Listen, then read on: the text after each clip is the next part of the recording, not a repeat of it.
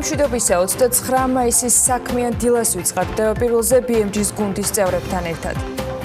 საქართველოს ენერგეტიკისა და წყალმომარაგების მარეგულირებელმა ეროვნულმა კომისიამ ენერგეტიკული ბირჟის სახელზე ელექტროენერგიის ბაზრის ოპერირების ლიცენზია გასცა.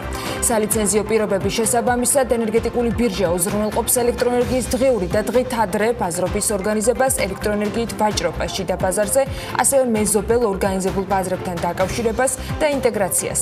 აზიის განვითარების ბანკმა საქართველოს 100 მილიონი დოლარის სესხი დაუმტკიცა პანდემიის გავრცელების შეჩერების, ბიზნესებზე უარყოფითი ზემოქმედების შერბილების და მოწყვლადი ჯგუფებისათვის, მათ შორის ქალების და ბავშვებისათვის საარსებო საშუალებების შესანარჩუნებლად უნდა დაიხარჯოს ეს თანხა. მთავრობა 1 ივნისიდან წლის ბოლომდე იპოთეკური ვალდებულებით დეველოპერისაგან შეძენილ ბინას გადასახადის გადამხდელთა ფულით 5 წლის განმავლობაში 4%-ით დაასუბსიდირებს.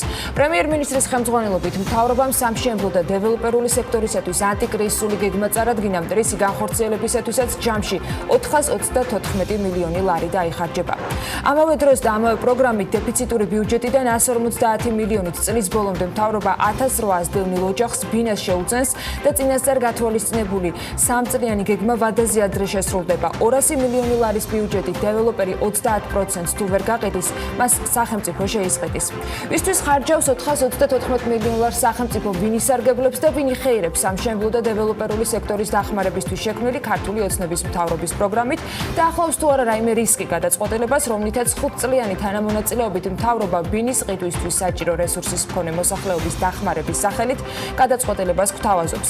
ამ თემაზე დღეს ბევრს ვისაუბრებთ და მასპინძლობს სტუმრებს სადისკუსიოდ ფინანსის წვას ილრებიშვილს და ლიკა ქარდავას პროპერტი ჯორჯიას მმართველ პარტნიორს.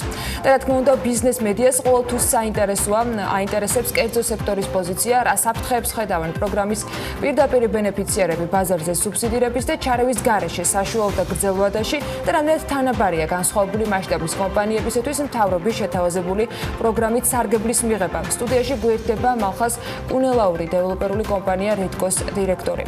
ანტიკრიზისული გეგმის განხილვაში და პოსტკრიზისული გეგმის მოლოდინში, ვიდრე ფინანსთა სამინისტროს საკანონმდებლო ორგანოში 2020 წლის ბიუჯეტის დაკორექტირებულ პროექტს წარადგენს, დიდიდან გლობალურ ეკონომიკურ კრიზისში გადაზრდილი გლობალური ჯანმრთელობის ჯანდაცვის კრიზისის გავლენებსა და საპროგნოზო შედეგებზე ვისაუბრებთ. BMG კვლევითი ცენტრის დირექტორთან გიორგი ხიშტოვანთან, რომელიც საქართველოში COVID-19 ფისკალური ეფექტების ეკონომიკური მიმოხილვით შემოგვიერთდება. ამასობაში ადგილობრივი პროდუქციის დახმარებისათვის ქართულ მაღაზიათა ასოციაცია დონორების მხარდაჭერით მორიგ პროექტზე მუშაობს. როგორ შეიძლება დახლებზე მიჭუჭყნული ქართული პროდუქტი, როგორც ეს საკანონმდებლო ორგანოში ახსენეს, ყიდველისათვის უფრო მიმზიდველი იყოს და შესაბამისად უფრო მოთხოვნადი გახდეს, ლუკა ჭელიძესთან ერთად გეგმავს საუბარს გადაცემის ბოლო ბლოკში ელენე კვანჯელაშვილი. დღეს საქმიან დილას ანალიტიკას დღეა. ელენე და მისი სტუმრები გადაცემის მესამე ბლოკში ჩვეულად საინტერესო თემებით და აქცენტებით იქნებიან საქმიანი მაყურებლისათვის წარმოდგენილები და იქამდე ჩვენი კიდევ ერთი თანაცაყვანი ბექა ბაციკაძე BMG დრაივის რუბრიკით და ყველაზე უსაფრთხო ვოლოთი სტუმრებთან ერთად შემოგვიერთდება.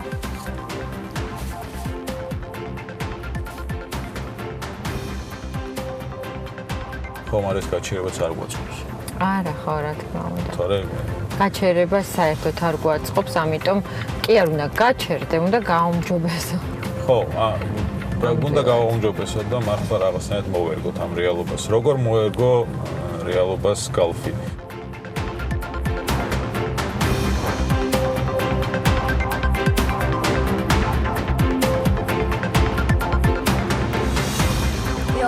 საქმიანი დილას პარასკევის ეთერს ვიწყებთ და ვიდრე ორშაბათიდან ღია კაფეების და ყველა ტიპის მაღაზიის გახსნას გახარებთ, დღეიდან საზოგადოებრივი ტრანსპორტის ამუშავება უნდა შეგახსენოთ.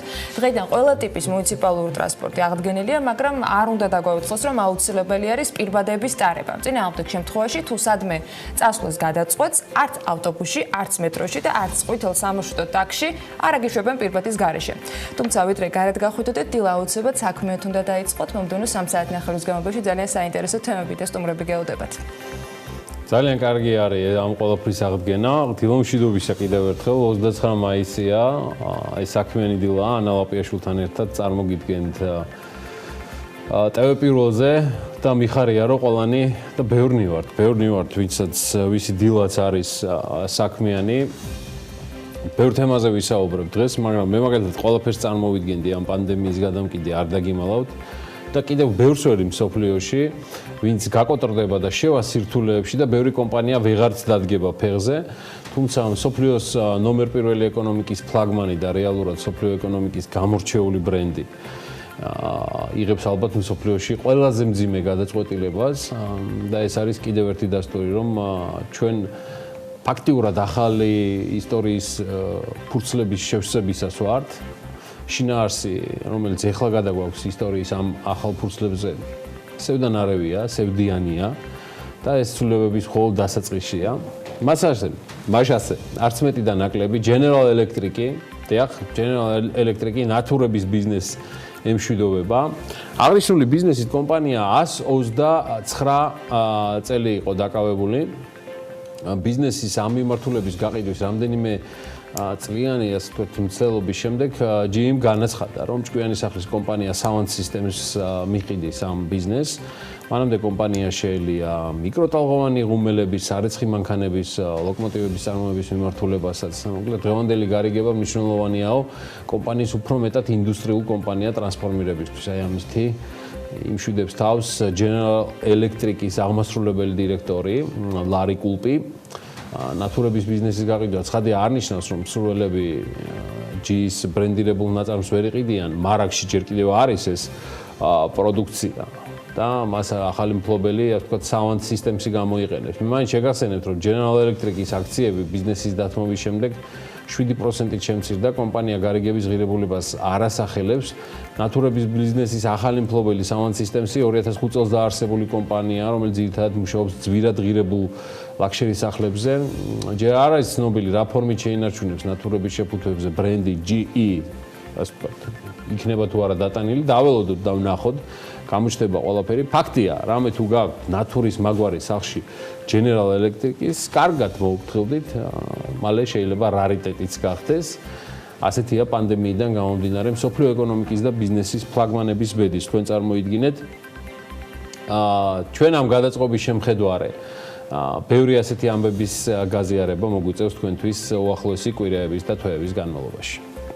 ცხადია, არიან ამხანაგებო წაგებულებიც, არიან მოგებულებიც და სადაც ნახავთ წაგებულებს, იქ აუცილებლად ნახავთ ბედის ნებიერებს, მარიფათიანებს, მოგებულებსაც. Forbes-მა ახალი მასალა მოამზადა გუშინ, რომელიც გამოქვეყნდა და მინდა გაგიზიაროთ კიდეს, რომ გლობალურმა პანდემიამ მსოფლიოს დიდ ნაწილში მასშტაბური ნეგატიური ცვლილებები გამოიწვია, თუმცა ყველაფერს თავისი, როგორც გითხარით, პოზიტიური მხარეც აქვს ზოგიერთებისთვის და პანდემიის გამო 2020 წლის Forbes-ის მილიარდერთა რეიტინგის ახალმა 178 წერმა საკმაოდ ხეირიანი სარგებელის ნახა. მათ შორის არიან ლარი სანდონჩენი, მისი ქონება 2.5 მილიარდ დოლარში ადგენს, ჩინეთის მილიარდერების კლასტერია. GSX ტეხედუს დამფუძნებელი და თავმჯდომარე, ეს კომპანია განათლების საკითხებზე მუშაობს და 2019 წლიდან ნიუ-იორკის საფონდო ბირჟაზეა დალისტული. პანდემიის გამო ჩინეთში დისტანციური სწავლების დაწყების შემდეგ კომპანიამ უდიდეს წარმატებას მიაღწია და ვინაიდან ის ონლაინ ტუტორიალების პროგრამას თავაზობს სურველებს და GSX ტეხედუს აქციები იანვრიდან დაწყებული მარტისთვის გაორმაგებული იყო უკვე და ცხადია თავის დამფუძნებლის ქონებაც ბუნებრივია შესაბამისად გაიზარდა. ბიუ რავენდრანი სუპერ საინტერესო პერსონაჟი და ადამიანი, $1.8 მილიარდის ქონებით, ინდოეთიდან არის ეს მილიარდერი. ბიუ რავენდრანი, იგი ყოფილი მათემატიკის ტუტორია, მან 2011 წელს დააარსა ონლაინ ტექნოლოგიური საგანმანათლებლო კომპანია BGC და კორონავირუსის კრიზისის გამო აი ამ კომპანიამ ძალიან დიდი სარგებელი ნახა. ტუტორიალების გამოყენება მოსახლეობა მასობრივად დაიწყო და ონლაინ ტესტების და აღსანიშნავია, რომ ამ კომპანიის ინვესტორებს შორის არც მეტი და ნაკლები არიან ჩინური Tencent-ი და თავად მარკ ცაკერბერგი. კიდევ ერთი ადამიანი, ვინც მინდა გაგაცნოთ, ერიკ იუანია, მას შეიძლება ესე პირადად არ იცნობთ, მაგრამ დროა გაიცნოთ. ამერიკელი მილიარდერი, რომელიც უკვე 5.5 მილიარდი დოლარის მფლობელია და ის არის სწორედ ვიდეო კონფერენციების პლატფორმა Zoom-ის დამფუძნებელი, ჩემო ბატონო. და ეს კომპანია 2019 წლის აპრილში გამოჩნდა, ესეთ განსაკუთრებულად აქტიურად და ყველაზე საჭირო პლატფორმა გახდა შემდეგ უკვე შემდგომ პერიოდში სახში დარჩენილებისთვის Zoom-ის აქციები 3 იანვრიდან 18 მარტამდე პირდაპირ გაორმაგდა. თავად ივანე ამ კომპანიის 46%-ს ფლობს და ეხლა მივხვდით როგორ ავარდა მისი ქონება და გადააჭარბა $5 მილიარდ. ჯიც გრინი მისი ქონება $1.2 მილიარდია, ნიდერლანდური წარმომავლობის ჯიც გრინი takeaway.com-ის აღმასრულებელი ხელმძღვანელია და აღნიშნული კომპანია ჰოლანდიაშია ბაზირებული და ევროპის 10 ქვეყანაში ოპერირებს. ის საკვების მიტანის სერვისს წარმოადგენს და გრინმა კომპანია 2000 წელს სტუდენტობის პერიოდში დააარსა. მიმდინარე წლის იანვარში კი მან ბრიტანული საკვების მიწოდების სერვისი Just Eat $7 მილიარდ $700 მილიონ იყიდა და ამიტომაც გასაკვირი არ არის მისი კომპანია იზრდება მისი ქონებაც მით უმეტეს პანდემიის დროს, როცა მოსახლეობის დიდი ნაწილი საკვების მიტანის სერვისით ყველა სარგებლობს და ამით ცხადია არც ევროპის 10 ქვეყანა თუ დანარჩენები იქნებიან გამონაკლისები. მოკლედ, ვიდრე დონალდ ტრამპის სოციალური მედიის დახურვით იმუქრება, გამოუჩნდება ამაზეც მიმდევრები საქართველოში, მე ამაში დარწმუნებული ვარ. თავად ამერიკის პრეზიდენტი კი მისი ტვიტების გადამოწმებამ გააღიზიანა ჯეკ დორსის ტვიტერის მიერ.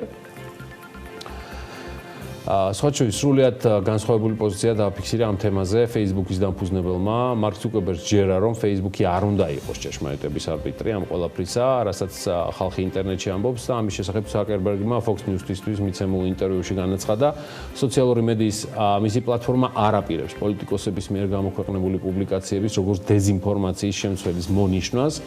Facebook-ის დამფუძნებელმა აღნიშნა, რომ Twitter-ისგან განსხვავებით მას განსხვავებული პოლიტიკა აქვს აღნიშნულ საკითხთან დაკავშირებით.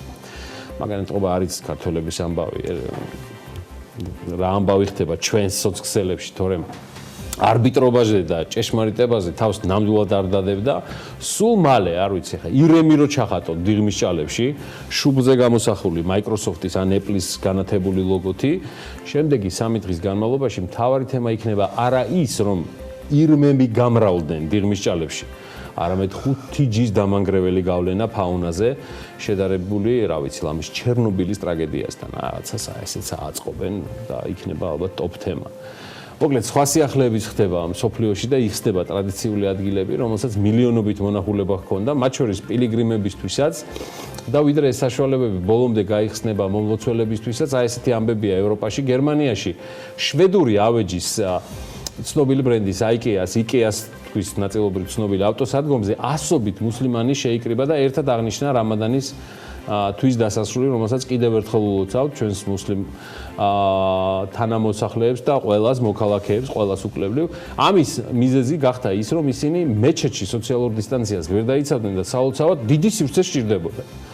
ასე რომ მათი დაწესებული შეზღუდვებიდან ესეთი გამოსავალი იპოვეს და ფრანკფურტთან ახლოს მდებარე პატარა ქალაქ ვეცლარში მეჩეთის წინამძღოლი, ესეთი სახელი და გვარით ქადირ თერზი ამბობს, რომ IKEA არც დაფიქრებულა, როდესაც მათ ავტოსადგომს სადღაც სალოცავად გახსნას თხოვეს. მისივე თქმით, ის არც იყო თავიდან დარწმუნებული, რომ კომპანია მათ ამის შესაძლებლობას მისცემდა და შეგიძლიათ ილოცოთო, რომ გვითხრაო, საოცრად გაოცებული და ბედნიერი ვიყავი ერთდროულად, რადგან სრულად განსხვავებული რამადანის თვე გქონდა კონტაქტების და ვიზიტების გარეშე, აღნიშნა ქადირ თერზიმ.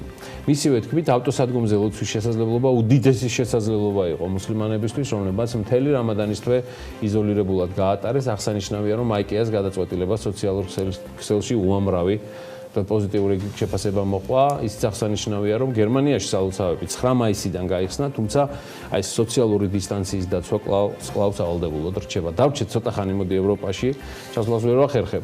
ისინი ჩამოსვლას ვერ ახერხებენ და აქედან მაინც მოვიკითხოთ მათი ფინანსური ბაზები და ეკონომიკური პერსპექტივები. ევროპის ცენტრალური ბანკი ამზადებს გეგმებს მრავალტრილიონიანი ბონდების ყიდვის პროგრამასთან დაკავშირებით გერმანული ბუნდესბანკის გარეშე შემთხვევაში თუ გერმანიის უზენაეს სასამართლო თავარ მონაწილეს სქემიდან გასვლას აიძულებს. ამის შესახებ Reuters-ი 4 წყაროზე დაყრდნობით წერს, ყველაზე ცუდი სცენარის შემთხვევაში ევროპის ცენტრალური ბანკი უპრეცედენტო კანონიერ ქმედებებს მიმართავს გერმანიის ცენტრალური ბანკის წინააღმდეგ, რათა ის პროგრამაში უკან ეს თქო ძალით დააბრუნოს და გერმანიის საკონსტიტუციო სასამართლო ევროპის ცენტრალურ ბანკს აგვისტომდე აძლევს საშუალებას გაამართლოს სამთავრობო ობლიგაციების მასობრივი შესყიდვის გეგმები, ან გააგრძელოს სქემის განხორციელება, როგორც გითხარით, ბუნდესბანკის გარეშე. ამ თემაზე არაერთხელ მიანიშნა თავის ჩართვებში გალტენ ტაგარტის საბირჟო მიმართულების ხელმძღვანელმა დავით ნიშნიანიძემ. ხოდა აგერ დასტურად ამისა წყაროების უმრავლესობა ელოდება, რომ სასამართლო დავა კარლსრუეში თავად ბუნდესბანკის მიერ მოგვარდება, ვინაიდან ის იტყვის, რომ პოლიტიკა მართებული იყო. თუმცა ECB და ევროზონის ეროვნული ცენტრალური ბანკები ემზადებიან წარმოუდგენელი სცენარისთვის, ანუ იმ სცენარისთვის, რომლის მიხედვითაც სასამართლო აუგზავნოს ბუნდესბანკს ობლიგაციების დაგეგმილ მასშტაბურ შესყიდვებში მონაწილეობას. და ამ შემთხვევაში ევროპის ცენტრალური ბანკი და ევროზონის ცენტრალური ბანკები, როგორც გითხარით, ბუნდესბანკის კვოტას დაინაწილებენ უკვე საჯარო სექტორის შესყიდვების პროგრამაში და შეიძენენ ამ ბრიგად გერმანულ ობლიგაციებს. თუმცა წყაროების ცნობით გავსი გეგმები ჯერ არ არის ბოლომდე შეთანხმებული და განხილული ევროპის ცენტრალური ბანკის მმართველ საბჭოში. თავად ECB და ბუნდესბანკის პრესპიკერები კომენტარს ამ თემაზე ცხადია ჯერჯერობით არ აკეთებენ. ეს არის ალბათ მიზეზი, რომ საქართველოს მთავრობის და ეროვნული ბანკის გრძელი ხელი ვერ მისწვდა ბუნდესბანკის მორიგიან შესაძლო სესხისთვის საქართველოსთვის, თორემ ფაქტიურად რიგში დგანა საერთაშორისო საფინანსო ინსტიტუტები, ვინ დაასუბსიდირებს საქართველოს, რომელმაც მომავალში ძველი ეკონომიკური სტრუქტურით და კვლავ ტურიზმით ან იმპორტირებულ ელექტროენერგიაში და მსოფლიოში საყოველთაოდ გაიაფებულ, ჩვენთვის კი კვლავ ძვირფასად დარჩენილ ბუნებრივ აირში უნდა იხადოს, როგორც არაჩვეულებრივი ვალიკო მიზანდარი იტყო და ვალუტას ყოველ წელს რაიმე მინიშნება იმაზე, რომ იცვლება ექსპორტის სტრუქტურა, ან ყალიბდება რაიმე ტიპის მიმართებები პერსპექტივებზე ჯერჯერობით არ არის.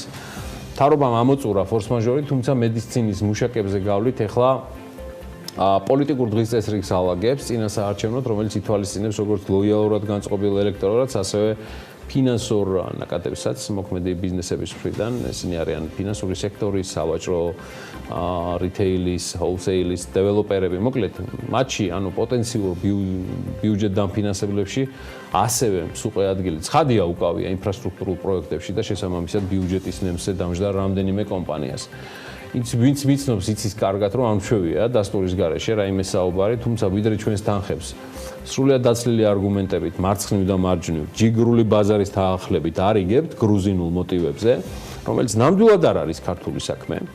გრუზინული მოტივები ნამდვილად არ არის ქართული საქმე და მით უმეტეს მას არაფერი არ ესაქმება ჯანსაღი ეკონომიკასთან და ესაქმება ხშირ შემთხვევაში ეჭვებს პირდაპირ კორუფციასთან და უფრო მეტად ალბათ ეჭვებს პოლიტიკურ კორუფციასთან მიმართებაში, რასაც დარწმუნებული ვარ შესაბამისი ტელეპროექტები ჯეროვან ყურადღებას დაუთმობენ, რადგან ეს უფრო პოლიტიკური თემებია და ვიდრე გადავალ ორ სხვა თემაზე, დიახ, სწორედ ორი თემა დამჭა თქვენთვის წარსადგენად მოსაყოლი, რა ხდება სამეზობლოში კორონავირუსის მიმართულებით, აგერ ჩემ მოკლე მოსაზრებას გეტყვით მთავრობის მიერ იპოთეკური სესხების სუბსიდირებაზე. გუშინ ამაზე ბევრი მსჯელობა იყო და სანამ იპოთეკური თემებზე გადავალ, კარგი ამბავი არის ის, რომ ADB-მ 100 მილიონი დოლარის ოდენობის სესხი დაამტკიცა საქართველოს მთავრობის დასახმარებლად, საუბარია პანდემიის გავრცელების შესაძლებლად და ბიზნესზე უარყოფითი ზემოქმედების შერბილების და მოწყვლადი ჯგუფებისთვის, მათ შორის ქალებისა და ბავშვებისთვის საარსებო საშუალებების შესანარჩუნებლად. საღამოს ამ ამბავს გერმანიის მორიგი ტრანში მოყვა 90 მილიონი ევროს მოცულობით, დახმარებებს ვამბობ და ვგულისხმობ სესხებს. იმედია გახსოვთ ეს ამბავი, რომ ეს ყველაფერი არის სესხები, ესეც ისე უბრალოდ ჯიგრულად და გაგების ამბავში. მე კიდევ ერთხელ გეტყვით, რომ საქართველოს უკვე მიიღო 200 მილიონი დოლარი მცირედი და ნუ ჩემთო სავალუტო ფონდისგან წლის განმავლობაში და მიიღებს ამ სესხების მცირედ ნაწილს და ძირითად ნაწილს ის ალბათ უფრო 2021 წლიდან ან 2020 წლის მეოთხე კვარტლიდან მოვა. მანამდე იმედია გვეცოდინება სესხის პირობების თანხების მიღებაც, მე გრანტების მიღებას მცირედი თველი, ეს ძირითადად იქნება სესხები, რაც ასევე ძალიან მნიშვნელოვანია, ისევე როგორც მნიშვნელოვანია თუ ვინ განკარგავს მას, რადგან ესეც ჩვენი, ანუ გადასახადის გადამხდელთა გადასახდელია, რომელსაც ვერც ეხლა და ვერც მომავალში ვერ გაამართლებს და ვერ გაამართლებს. მართლა ვერ გაამართლებს პანდემიის დამანგრეველი საფრთხის გამო შექმნილი ფობიები, რა ვიცი, სადღაც 95 მილიონი ლარი დავხარჯეთ ჯანდაცვაში და ეხლა როგორ გეტყვით ამას, ფასების დაფიქსირებაზე დედას გეფიცებით არაფერი გვითქვამს. რაც სიმართლე არ არის სიცრუე და თავიდან 9 და შემდეგ 7 პროდუქტზე ფასების დაფიქსირება, ანუ ფასების დაფიქსირების თავიდანვე განწირული პროგრამა სხვა მარაგებთან ერთად გაწერილია 50 მილიონი ლარით ბიუჯეტში, რომელსაც ერთ კვირაში წარმოადგენენ, თუმცა მანამდე დააბურანეს და შესაბამისი წერილიც მისწერეს საერთაშორისო სავალუტო ფონდის მისიას, რომელსაც სხვა საერთაშორისო საფინანსო ორგანიზაციებთან ერთად ძალიან საინტერესო მასალას უმზადებთ ივნისში მშობლიურ ინგლისურ ენაზე, coming soon. აი, რაც შეეხება იპოთეკური სესხების დაფინანსებას, რომელიც გაცილებით მასშტაბური პროგრამა აღმოჩნდა, ვიდრე მხოლოდ სესხების დაფინანსება, გადასახადის გადამხდელთა თანხებით, მთავრობამ არც კი იკადრა გარდა ერთი სიტყვისა, რომ შეიძლება ეს არ არის იდეალური წინადადებაო. ხო, ეს ნამდვილად ერთადერთი ჭეშმარიტებასთან მიახლოებული ეს თქვა სიტყვები იყო შეხვედრაზე, სადაც პრემიერ-მინისტრი ქალაქის მერთან ერთად და მთელი ანტიკრიზისული საბჭო, სამთავრობო და საპარლამენტო წევრები თითქმის ორჯერ სჭარბობდნენ ბიზნესის წარმომადგენლებს, რომელიც 12-14 კომპანიით იყო წარმოდგენილი. ჩვენი გადასახადების ხარჯზე, ანუ თქვენ რომ მუშაობთ, სწორედ იმის ხარჯზე მოხდება ინდუსტრიის დაფინანსება, რომელსაც მთავრობა და მისი ფინანსური მრჩეველი რეგულატორის ეროვნული ბანკის სახით, რომელიც პანდემიის ვითარებაშიც, აი ამ კონკრეტულ საქმეში, ასე ვთქვათ, გასული რეგულაციების ფონზე და ახალ რეალობაშიც, ამ ახალი რეალობის გათვალისწინებითაც იგი ყველაზე უხერხულად გამოიყურება. ინდუსტრიას არ აძლევენ უფლებას და ნებას იპოვოს ათვლის ახალი წერტილი. მასში ხდება თანხების სტიმულირება იმგვარად, რომ ეს საბოლოო ჯამში დაუბრუნდება თუ არა ლიკვიდობით დეველოპერებს, რომელთა ნაწილი სხვათა შორის არის ისედაც პრივილეგირებულ ურთიერთობებში შემჩნეული ხელისუფლებასთან, მუნიციპალიტეტებთან, თბილისის მერიასთან, თქვათ პირადი იქ მართველი პარტნიორების, ოჯახის წევრების თუ სხვათა დონეზე. ეს ცნობილი თემაა და არ მინდა რომ ესეც დაფარული იყოს. მოკლედ, რა შემთხვევაში შეიძლებოდა ეს განხილვა ყოფილიყო სწორი და ადეკვატური? ისმის კითხვა ხო ალბათ და ალბათ იმ შემთხვევაში თუ მთავრობა აღიარებდა რომ ფავორიტების გარდა საერთო თამაშის წესები და ბიუროკრატიის განულება მოხდება ყველასთვის.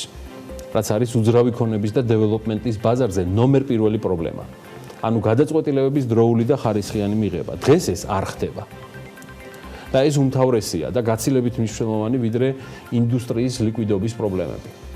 მეორე პრობლემა არის რეგულაციები, რომელიც დააწესა თავად საქართველოს მთავრობამ და მასთან ბოლო წლებში მარადიულ უნისენში მყოფმა ეროვნულმა ბანკმა, რომელმაც სერიოზული შეზღუდვები თავის დროზე დაუწესა როგორც დეველოპერებს, ასევე ადგილობრივ თუ უცხოელ პოტენციურ შემსყიდველებს და შეუზღუდა დეველოპერებს წვდომა საბანკო რესურსისკენ თითქოს მამა გიცხონდეთ და საბანკო რესურსი იყოს იაფი.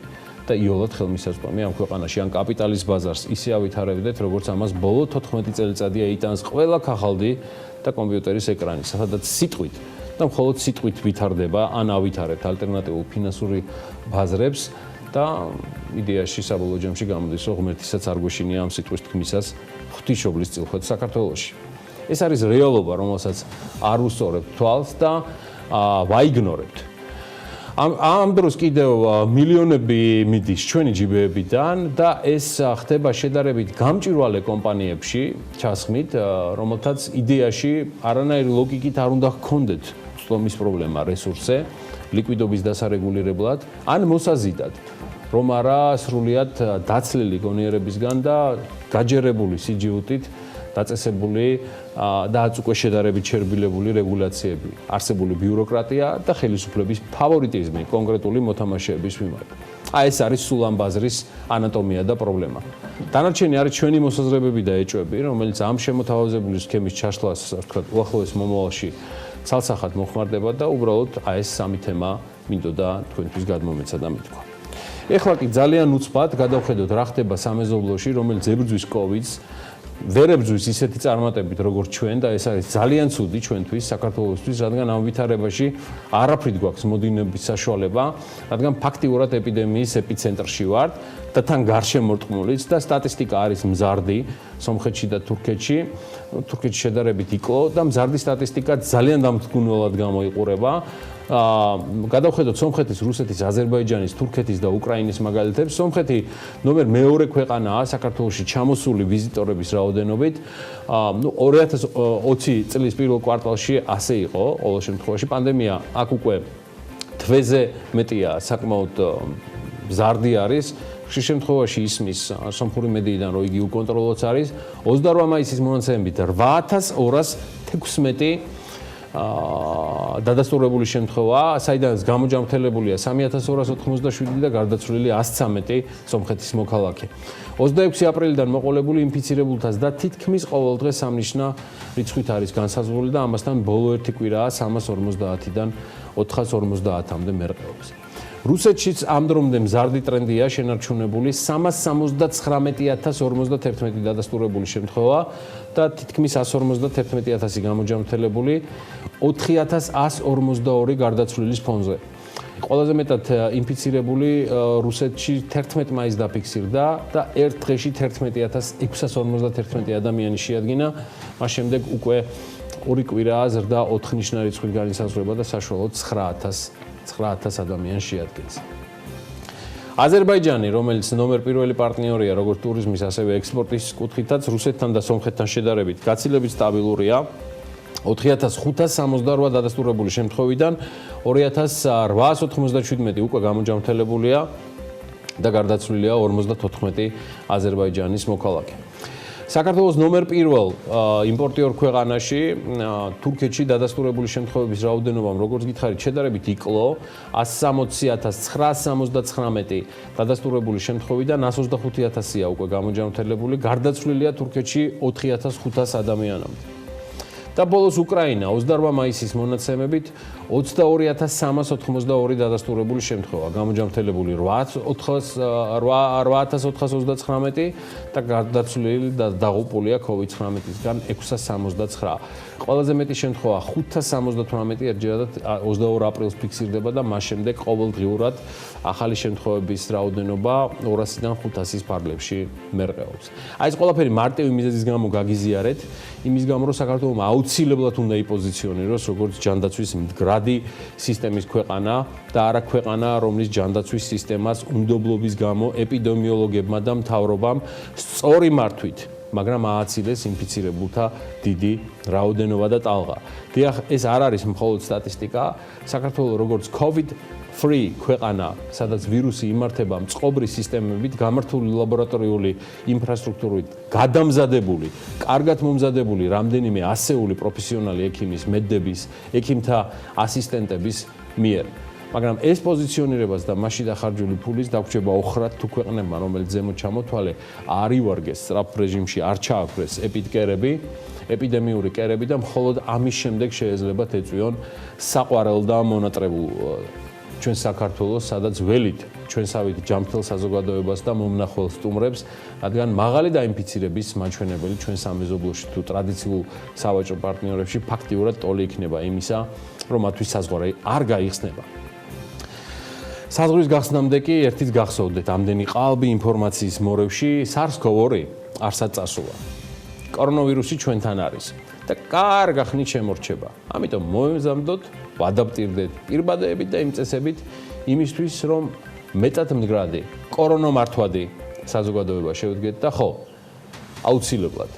აუცილებლად ბევრი ვისაუბროთ ეკონომიკაზეც, ფლაქველინზე თქვენ წარმოიდგინეთ, გილეადის მიღწევებზე, დეველოპერებზეც და აგლაჯის ქუჩაზე განთავსებულ მაღაზიებზეც კი.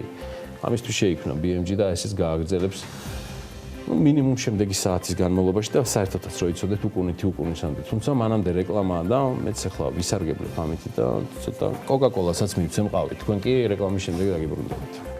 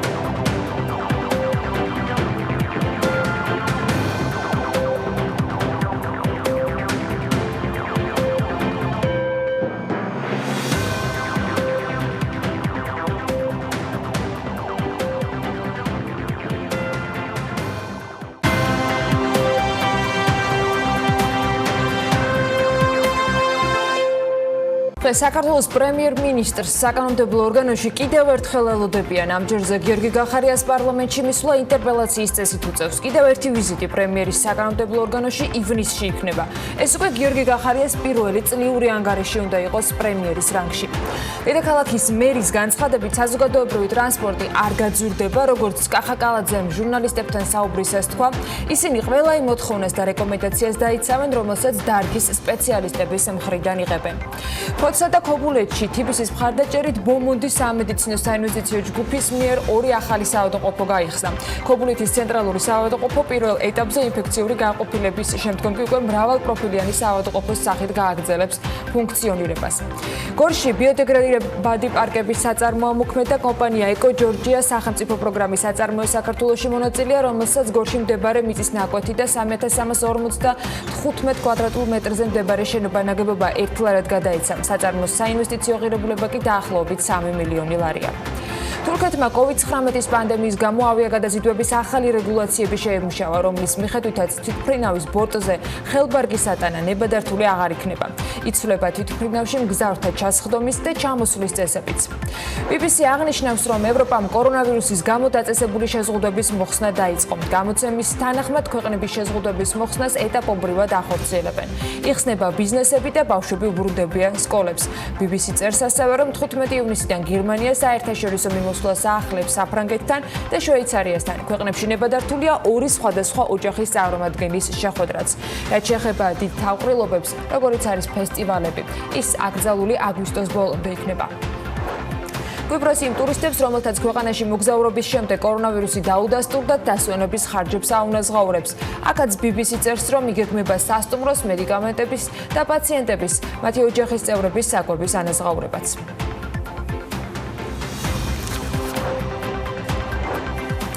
კიდევ ერთხელ დილა მშვიდობისა. ახალი კორონავირუსის პანდემიის გავრცელების შეჩერების ბიზნესზე უარყოფითი ზემოქმედების შერბილების და მოწყვლადი ჯგუფებისათვის, მათ შორის ქალებისა და ბავშვებისათვის საარსებო საშუალებების შესანარჩუნებლად აზიის განვითარების ბანკმა 100 მილიონი დოლარის ოდენობის სესხი დაამტკიცა. საქართველოს მნიშვნელოვანი სავაჭრო და ტურისტული ჰაბის ჯანდაცვა და ეკონომიკა COVID-19-მა დიდი რისკის ქვეშ დააყენა, ამბობს ADB-ის პრეზიდენტი.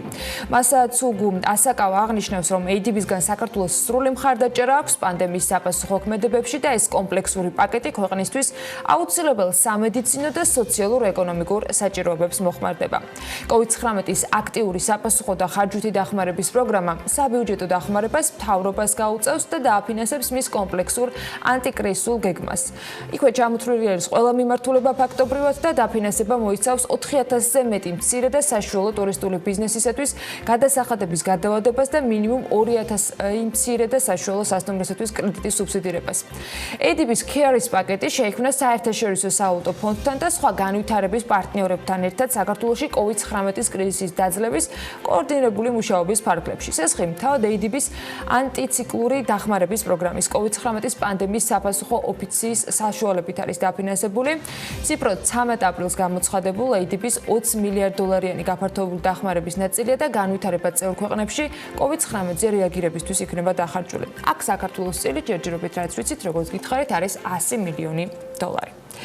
დღევანდელი კურსის მიხედვით 100 მილიონ დოლარზე მეც უფრო ზუსტები რომ ვიყოთ 434 მილიონ ლარს დახარჯავს საქართველოს მთავრობა ბიუჯეტის სასარგებლოდ გადასახადის გადამხდელებისაგან აკრეფილი თანხით დეველოპერული და სამშენებლო სექტორის დახმარების სახელით.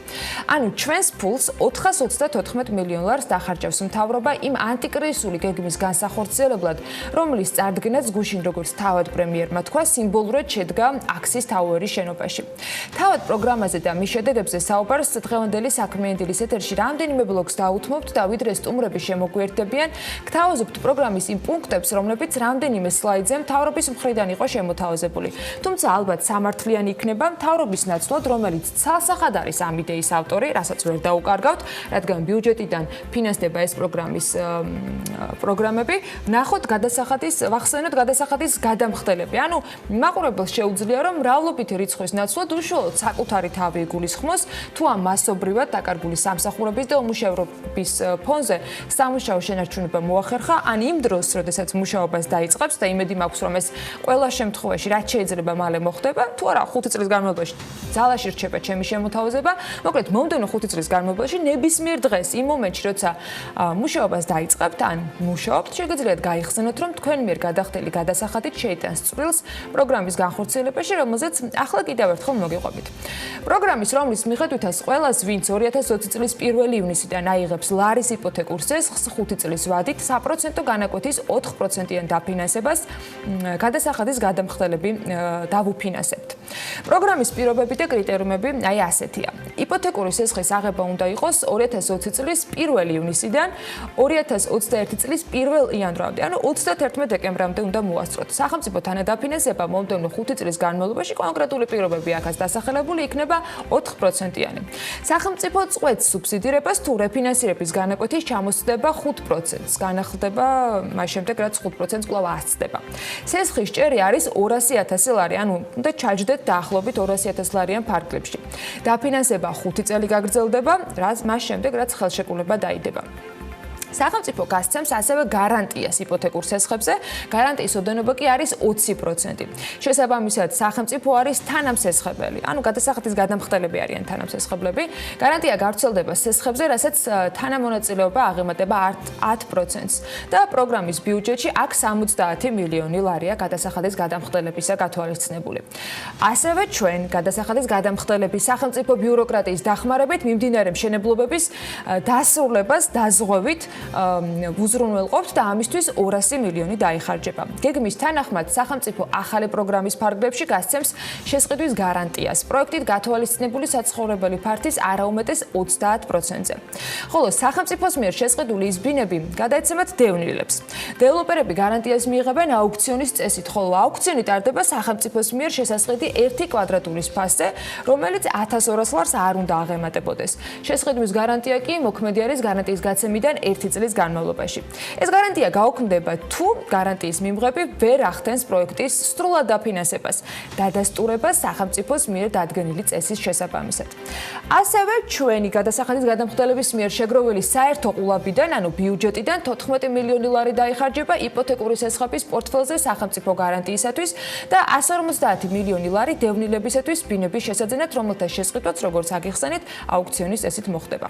გუშინდელი პრეზენტაციისას იყო რამდენიმე დათქმა და პირობაც. პირველი, თანადაფინანსების წესი იმოქმედებს იქამდე, ვიდრე რეფინანსირების განაკვეთი არის მაღალი.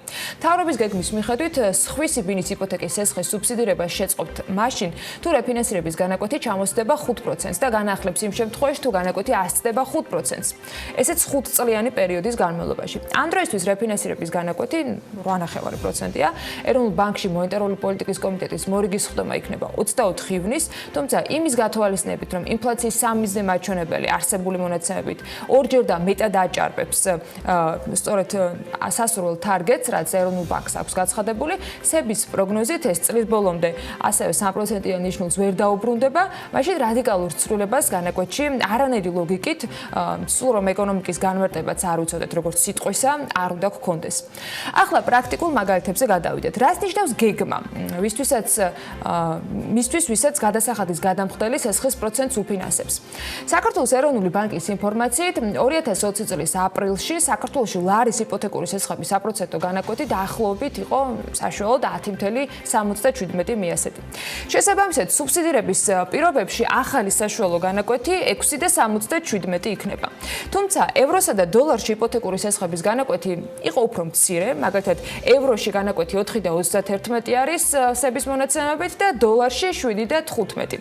ეს იმას ნიშნავს, რომ ამ პროგრამით მთავრობამ ეგრეთ წოდებული გალარების პოლიტიკის შედეგებისთვისაც ძალიან კარგად შეიძლება გამოიყენოს მონაცემები და მაგალითად რაღაც დროის შემდეგ დაკორექტირებული თანაფარდობით თავიც მოიწონოს. ლოგიკა აქაც მარტივია, ლარში ზესხი 200.000 ლარამდე თუ გსურთ, მაშინ ფულადი რესურსის ბანკიდან მიღება უფრო ნაკლები პროცენტით შეგეძლებათ და უკან დაბრუნებაც მომდევნო 5 წლის განმავლობაში, ვიდრე თქვა დოლარში ბანკი ამას შემოგთავაზებთ, მაგრამ აქაც მე მგონი დათვლები ძალიან მნიშვნელოვანი და ყველაფერი კარგად გასაცვლელია. ახლა კითხვები, რომელიც ამ გუშინდელი პრეზენტაციის შემდეგ გაჩნდა. ჯერ მხოლოდ იპოთეკური ზესხის ნაწილი იყოს ყოველ შემთხვევაში. 150 მილიონად აუქციონის წესით შეძენილი ბინების მშენებლობაც ადრე თუ გვიან გამჟღავნდება და აქაც გამჭრელობის უმაღლესი სტანდარტი თუ არ იქნება დაცული, უპასუხო კითხვები ძალიან მძიმე ტვირთად იქცევა ორივე მხარისათვის სავარაუდოდ. როგორც დაგვირდით, კითხვების ნაწილს რაც შეეხება, აი ასეთი ჟღერს, რომელსაც ადრესატი ალბათ უფრო ამ პრეზენტაციის წარდგენი ყავს. ბუნებრივია თუ არა, რომ მასშტაბური კრიზისის დროს ბაზარზე, ამ შემთხვევაში სამშენებლო დეველოპერული სექტორის ბაზარზე ფასების კლება მოხდეს. ეს პირველი კითხვაა. ასევე ბაზარზე ხელოვნური ჩარევის შემდეგ არის თუ არა რისკები, რომ ხელოვნურად გაზრდილი მოთხოვნის საფუძველზე ფასებიც ხელოვნურად დაკორექტირდეს. არსებობს თუ არა მექანიზმი ან შესაძლებლობა იმის გადასაზღვევად, რომ თუ კრიზისის მეორე ტალღა იქნება, რასაც უშვებს სხვათა შორის ძალიან ბევრი ეპიდემიოლოგი, ინფექციოლოგი, პრემიერ-მინისტრიც კი, იმიტომ რომ 36 საათის წინ დაახლოებით პარლამენტში ამბობდა, რომ არავინ იცის სხვა იმდელი დღე როგორ იქნება მსოფლიოსთვისო, რეფინანსირების განაკვეთი ზრდის აუცილებლობის შემთხვევაში 6.77%-იანი სესხის წილი, სუბსიდირებული სესხი, ისევ სუბსიდიის პირობებში კიდევ 2-3%-ით არ გაიზარდოს და მე რა ხდება, ვინც ვთქვათ ამ 4%-ის ხათრით აიღოს სესხი, მას ხომ მაინც გაიზრდება სესხი და რას შრება შემდეგ ეს სესხებელი. ვიცით თუ არა, დაახლოებით რა კატეგორიის ადამიანები შეძლებენ ბინის ყიდვას და თუ დაახლოებით მაინც შეგვიძლია ამის განჭრა და შეგვიძლია თუ არა ვთქვათ, რომ ეს 4%-იანი შეღავათი მთავარი გამსაზღვრელი უძრავი ქონების შესაძენად, ანუ ბიძგისათვის, რომ ეს ბაზარი ცოცხალი იყოს, რეალურად არ არის გადაწყვეტილების მთავარი მამოძრავებელი. ვიცით თუ არა, რაში შეიძლება ეს 4%-იანი თანადაფინანსება დახმარებოდა დაბალ შემოსავლიან დასაქმებულს. მაგალითად 800.000-300 ლარი რო აქვს ხელფასი ადამიანს, რომელიც ბინის იპოთეკურ სესხს მაინც ვერ გადაიხდის, რაც არ უნდა შეღავათი ჰქონდეს, დღეს ბინის ქირას იხდის მაქსიმუმ 250 ლარი, შეიძლება 300-აც, იმიტომ რომ მეც ვერ წვდება და ცხოვრობს იმ პირობებში, რაც ამ ქირით შეიძლება დაიქირაო და ამ დროს მისი გადასახადით სხვას უფინანსებენ ბინის ყიდვისთვის სესხს. რატომ არის ჩვენი გადასახადის გადამხდელების თანამონაწილეობა მხოლოდ დეველოპერებთან შეძენილი იპოთეკის შემთხვევაში და არა ყველა ტიპის იპოთეკის შემთხვევაში? დაეხმარება თუ არა ეკონომიკის სრული ჯაჭვის სამუშაობას, მაგალითად თუ უკვე აშენებული ძველი ბინის ყიდვისას საჭირო ტექნიკის შეძენა და იქნებ რემონტიც ვინმემ გადაწყვიტოს, ვიდრე 2 წლის შემდეგ დასამთავრებელი კორპუსის ყიდვის შემთხვევაში თანამონაწილეობისას მოხდება. ვიცით თუ არა, მაგალითად მასშტაბი ზარალისა იმ კომპანიებისთვის, რომლებიც დღეს ბაზარზე არიან წარმოდგენილები, რომ არა მთავრობის სახელით წარდგენილი ანტიკრიზისული გეგმა. დათვლილია თუ არა რისკები, გამოთვლილია თუ არა ზეგავლენის წილი და წვლილი ბაზარზე ამ გეგმისა, რომელიც 31 დეკემბერს დასრულდება და 1 იანვარს ბინის მყიდველი სესხის 4%-ით მეც გადაიხდის. რატომ 5 წლით მაგალითად და არა 6-ით ან 2.5 წლის განმავლობაში ეს თანამონაწილეობა, ან 3 ან რა ვიცი 15 მაგალითად. და ბოლო, ფინანსური განათლების დეფიციტზე მჭმუნმარება ისევ იქნება დღის წესრიგში თუ ეს საკითხი მოხსნილია. ეს ბოლო რიტორიკული კითხვა იყო. ადრესატებისგან პასუხი იქნება თუ არა არ ვიცით, მაგრამ რამდენიმე მიმართულებით დღეს მცდელობა დისკუსიის გაშლის აუცილებლად გვექნება და სტუმრებს უმასპინძლებ საქმიანი დილას ეთერში რამდენიმე ბლოკში.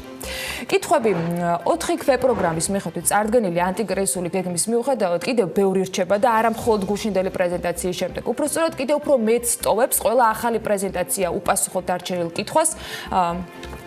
მაგალითად პრეზენტაციის არ არსებობაც ზოგიერთ შემთხვევაში. დაპირების მიუხედავად ამ დრომდე პასუხი იქნება თუ არა და რა სახის დახმარება იქნება გიდებისათვის და ტუროპერატორებისათვის, რომელთათვისაც მთავრობა 5 მილიონიან პროგრამას აანონსებდა, ჯერ არ არსებობს. ბიუჯეტიდან უშუალოდ უმუშევრად დარჩენილებისათვის იქნება თუ არა რაიმე ფულადი რესურსი, ეს ჯერ გაურკვეველია, როგორ შეიძლება მაგალითად 1 ივლისიდან ტურისტულ ჯგუფებს უმასპინძლონ. ამაზეც პასუხი მაინც გუშინდლამდე არ იყო, მიიღონ ჯავშნები, დაგეგმონ ტურები, სამასპინძლო თუ ტრანსპორტირებისათვის აუცილებელი სივრცეები და ასე შემდეგ. კონკრეტულ გაიდლაინებს ამდენი ხანი ითხოვს ეს სფერო. ანუ კაჯოხაძე კი ცდილობდა, რომ ამ ვითარებაში გარკვეულიყო და მოიკითხა არაერთი ტუროპერატორის თუ გიდის პოზიცია და ინფორმაცია, რომელსაც ისინი ფლობდნენ.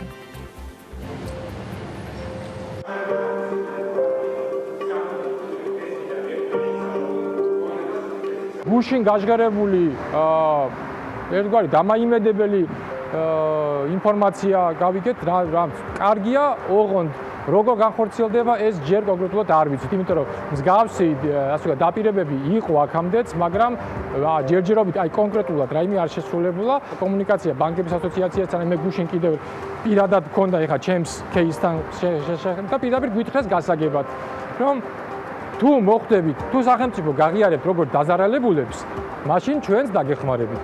თუ არ გაღიარებთ, მაშინ ეხა კერძო სტრუქტურაა და ვერაფერს ვერ მოთხოვ, ხო? ამიტომ ის არის სასიცოცხლოდ მნიშვნელოვანი, რომ არც ერთი გიდი, ტუროპერატორი არ დარჩეს ამ დახმარების მიღების გარეშე. იყო საუბარი ალტერნატიული დასაქმების პროგრამაზე, ჯერჯერობით მხოლოდ ერთი კონკრეტული შემოთავაზება გვაქვს ერთ-ერთი საერთაშორისო კომპანიისგან, მაგრამ იქ ადგილები შეზღუდულია და არ ვიცი ვინ ისარგებლებს. ვთქვათ, ტურინის ადმინისტრაციაზე და სახელმწიფოს რომ გვითხრას, ვის ესაუბრებიან. ჩვენ ვიცით, აი დაზუსტებით ისრაელი, ვიცით ბალტიისპირეთის ქვეყნები, იქ საუბარია, თქვა შეიძლება იაპონია, ავსტრალიაზე, ავსტრია, პოლონეთი გასაგებია. მაგრამ ჩვენ გვინდა კონკრეტულად რადგან შეკვეთები რომელიც შემოგდის ახლა შემოდგომის სეზონზე, ჩვენ ვერ ვეუბნებით ვერაფერს. ტრანსპორტის რეგულაციებზე, კონდიციონერებზე, ასე ვთქვათ, ამ გაწეულ ხარჯის გაზრდაზეც ესეც მნიშვნელოვანია, რომ ეხლა მე 15 კაციანი შეკვეთა მივიღე გუშინ ოქტომბერზე. მე ვერ ვთვლი, რადგან არ ვიცი მე ამ ადამიანებს მინი ავტობუსში ჩავსვამ თუ ამისთვის მომიწევს ავტობუსის დაქირავება. ერთი გიდის დაქირავება მომიწევს თუ ორი გიდის დაქირავება. აუდიო სისტემა თუ მის გარეშე. ყველაზე მეტად კიდევ სჭირდებათ მუშაობა და შემოსავალი. ეს არის ყველაზე მარტივი მესიჯი, რაც ჩვენთან გადიოდა ყოველთვის და ეს იყო ტოპ. ესე იგი, მოთხოვნა თუ თხოვნა ყველასთან, რომ ხარი დაეჭირათ გიდებისათვის. ტურისტის არ ყოფნის პერიოდში ეს ყოველთვის არის რაღაც ალტერნატივა მისი სამუშაოში, ან მისი ჩართვა რაღაც პროექტში, ან მისი ინიციატივით გამოწყებული პროექტის დაფინანსება. პირველი ივნისამდე მაინც არის განაცხადის წარდგენის ესე იგი პროცესი ამ დახმარების და ჯერ ნაწილს მოუვიდა ვთქვათ დადებითი პასუხი და ვიცით რომ ვთქვათ ისინი მიიღებენ ამ დახმარებას, თუმცა ჩარიცხვით ჯერ არავის არ ჩარიცხვია, მაგრამ დასტური მოვიდა. ნაწილს მოვიდა უარყოფითი პასუხი, ნაწილი პასუხის მოლოდინში არის. გიდები თავისი ამ საბანკო პროდუქტებით დღეს გადახდის სერიოზული პრობლემის წინაშე არიან და გადავადება ბანკების მიერ როგორც იცით მოხდა 3 თვით, მაგრამ ეხლა საუბარია რომ იქნებ კიდევ გადავწიოთ, იმიტომ რომ მუშაობა არ არის, სეზონი არ გახსნილა. ველოდებით რომ 1 ივლისიდან გაიხსნება, მაგრამ რამდენს ეყოლება ეს ჯგუფები, ესეც ჯერ კიდევ გაუგებარი არის, იმიტომ რომ მე უამრავ ვისაც ვესაუბრე გიდებს 1 ივლისიდან ჯერჯერობით არავის არ აქვს დადასტურებული თქვათ ეს სამუშაო. 5 მილიონი როგორც თქვენ იცით პრესიდან, ჩვენც ესე ვიცით, რომ გამოყოფილი არის თუ განსაზღვრული არის გიდებისათვის, მაგრამ რაში უნდა გაიხარჯოს ეს 5 მილიონი და რა არის მის ეს თქვათ ქვეპუნქტები, ეს ჯერ ჩვენთვის ცნობილი არ არის, ჩვენც დიდი ინტერესით ველოდებით რა იქნება გათვალისწინებული. ძალიან მარტივია ციფრებში. სიტყვაზე ვამბობ, უნდა ქონოდა შემოსავალი 50,000 ლარი. ახლა იანვარს და თებერვალს თუ არ ჩავთვლით, მაქვს 1000. რო დავაფიქსირეთ ამ წლის შემოსავალი ასე შემდეგ, არ მიიღო პროგრამამ ჩვენი ისა. მე ხა პირადად ვარკვევ. საღა უამრავმა გიდმა ეს დაფიქსირებული 2020 წლის შემოსავლების მიუხედავად იმისა, რომ იანვარი და თებერვალი ძალიან მკვდარი თვეა, მიუხედავად ამისა, ვინც დააფიქსირა, იმათაც უარი ეთქვათ. თუ გავითვალისწინებთ იმას, რომ ტურიზმი არის პირდაპირ გლობალურ სისტემაზე დამოკიდებული, მთავრობამ ამ შემთხვევაში შეიძლება გლობალურ ჭრილში ვერ დაგვეხმაროს, იმიტომ რომ არ ვიცით ჩვენ ტურისტი როგორ ჩამოვა, ამიტომ აი ესეთი ერთჯერადი დახმარებები, ერთჯერადი კი არა, მოდი ვიტყვი რა, სანამ რაღაცა წელში არ გაიმართება, ამ ხალხს ჭირდება დახმარება. კომუნალურები და საბანკო სექტორთან დახმარება. იმიტომ რომ პრაქტიკულად შემოსავლის გარეშე, ანუ ადამიანი არასდროს ჩვენ არ ვითხოვდით სახელმწიფოსგან არაფერს. ეხლა გვჭირდება დახმარება. და ეს დახმარება უნდა იყოს აი ესე რაღაცა, არ ვიცი, მინიმუმ საარსებო მინიმუმი მაინც რომ ადამიანი თვითონ გავიდეს. არც მთავრობას და არც საზოგადოებას არ აქვს გააზრებული ვინ არის გიდი და ვინ არის მძღოლი. რითი ვაოცებთ, რატო იზრდება წლიდან წლამდე ჩვენი ტურისტების რაოდენობა, რატომ იზრდება? კი ბატონო ხაჭაპური ჭამეს, კი ბატონო სადღაც მაგარ სასტუმროში დაისვენეს, მაგრამ მაგარი სასტუმრო ყველგან არის. ვინ აკეთებს ამას? ვინ ხვდება პირველი ტურისტს? ვინ აცნობს? ვის მიყავს იმ ხაჭაპურთანაც ხაჭაპურის საჭმელად? ვის მიყავს იმ სასტუმროში? ხო? გიდებს თავისუფლად შეუძლიათ ისე გაუშვონ ტურისტი, რომ უკან არ მოიხედოს ტურისტმა. ის კი არა, არც უთხრას არავის რომ ჩამოდიო, ხო? მაგრამ არა, ყველა წელზე ფეხს ვიდგავთ, რომ რამენაირად პირიქით და შედეგი არ გვაქვს.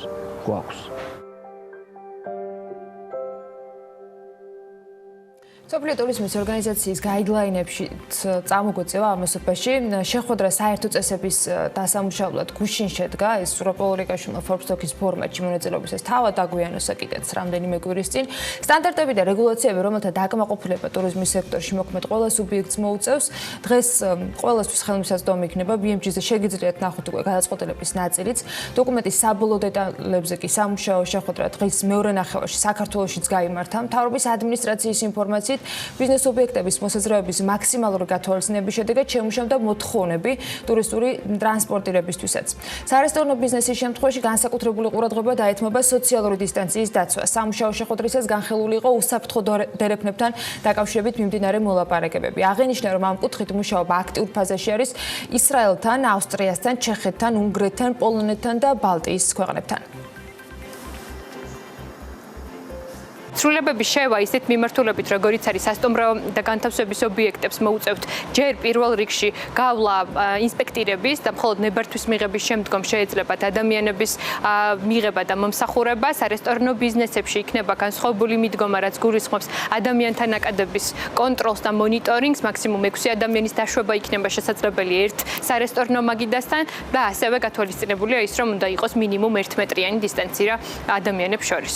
რაც შეეხება ტურისტულ ტრანსპორტს მაქსიმალურად მორგებულია იმ თხოვნაზე, რომელიც ჰქონდა სატრანსპორტო ტურისტულ საშუალებებს ჩვენთან მიმართებაში. ეს იქნება სოციალური დისტანცირება აუცილებლად ადამიანებს შორის. როგორც იცით, ნებართვები განხორციელდება და მიენიჭებათ სასტუმროებს შრომის ინსპექციის შესაბამისი ინსპექტორების შემოწმების შედეგად და იმ შემთხვევაში თუ სრულად იქნება დაკმაყოფილებული ის რეგულაციები, რომელიც დღეს იქნება გამოქვეყნებული, მათ მიენიჭებათ მუშაობის დაწყების შესაძლებლობა. გარკვეული პრევენციული ღონისძიებები არის შემუშავებული, ეს არის ვენტილაცია ოქროს წესი, რომელიც განსაზღვრავს გარედან შემოტანილი ჰაერის გაზრდილ ოდენობას. ეს არის საკვანძო საკითხი, ასევე ბუნებრივი ვენტილაციის შესაძლებლობაც არსებობს. კვების ობიექტების მიმართულებით, ასევე აუზების მიმართულებით განსაზღვრული არის შესაბამისი წესით, დისტანციის დაცვით, ინფექციო საშუალებების გამოყენებით პრევენციული ღონისძიებები, რომლის დაკმაყოფილებად მათ ამ ეტაპზე მოუწევთ. ვიდრე ტურიზმის სეზონის გახსნამდე მივალთ ორშაბათიდან სავაჭრო-მოლები და მაღაზიები უნდა გაიხსნას, სადაც ჩვენი მოქცევის წესებიც ასევე COVID-19-თან ბრძოლით ნაკარნახევი უნდა იყოს და ცხადია მასპინძლებიც შესაბამისად აღჭურვილები დაგხვდებიან. რა პროცედურების გავლა მოუწევთ ადამიანებს ორშაბათიდან შოპინგის დროს და რა ტიპის პრევენციულ ზომებს შეიმუშავებენ სავაჭრო-მოლები. ამ ეტაპისათვის ცნობილი რამდენიმე ფაქტია, რომლის თანახმადაც ბიზნესს არ ეკისრება მათი დახურვის ვალდებულება საუბარი არის გასახდელებზე, მაგრამ ბრენდულმა მაღაზიებმა გადაწყვიტეს, რომ უსაფრთხოების მაქსიმალური დაცვისთვის გასახდელები მაინც გაუქმდეს. კიდევ რა შეიცვალა და რას უნდა ელოდოს მომხმარებელი უკვე 1 ივნისიდან სავაჭრო-მოლებში მოკლე ინსტრუქტაჟისთვის მარიამ ადამიანს მოკლე სიუჟეტი მოგვიმზადა. შეზღუდვების მოხსნის განახლებული კალენდარის მიხედვით 1 ივნისიდან მუშაობას სავაჭრო-მოლები და მაღაზიები განაახლებენ. პროტოკოლის სამუშაო ვერსიის თანახმად ჩვენ უკვე ვიცით თუ რა წესების დაკმაყოფილება უწევთ მაღაზიებს და ასევე ჩვენ მომხმარებლებს. ნომერ 1 ოქროს წესი ეს არის პირბადის გამოყენება, რომლის გარეშეც ადამიანები შენობაში უბრალოდ არ დაიშვებიან. რაც შეეხება უსაფრთხოების სტანდარტების დანარჩენ ნაბიჯებს, ამჯერად მოლი დახურულია და ვერაფრის ჩვენებას ვერ შეძლებ, თუმცა 1 ივნისიდან თქვენ აქ დაგხვდებათ.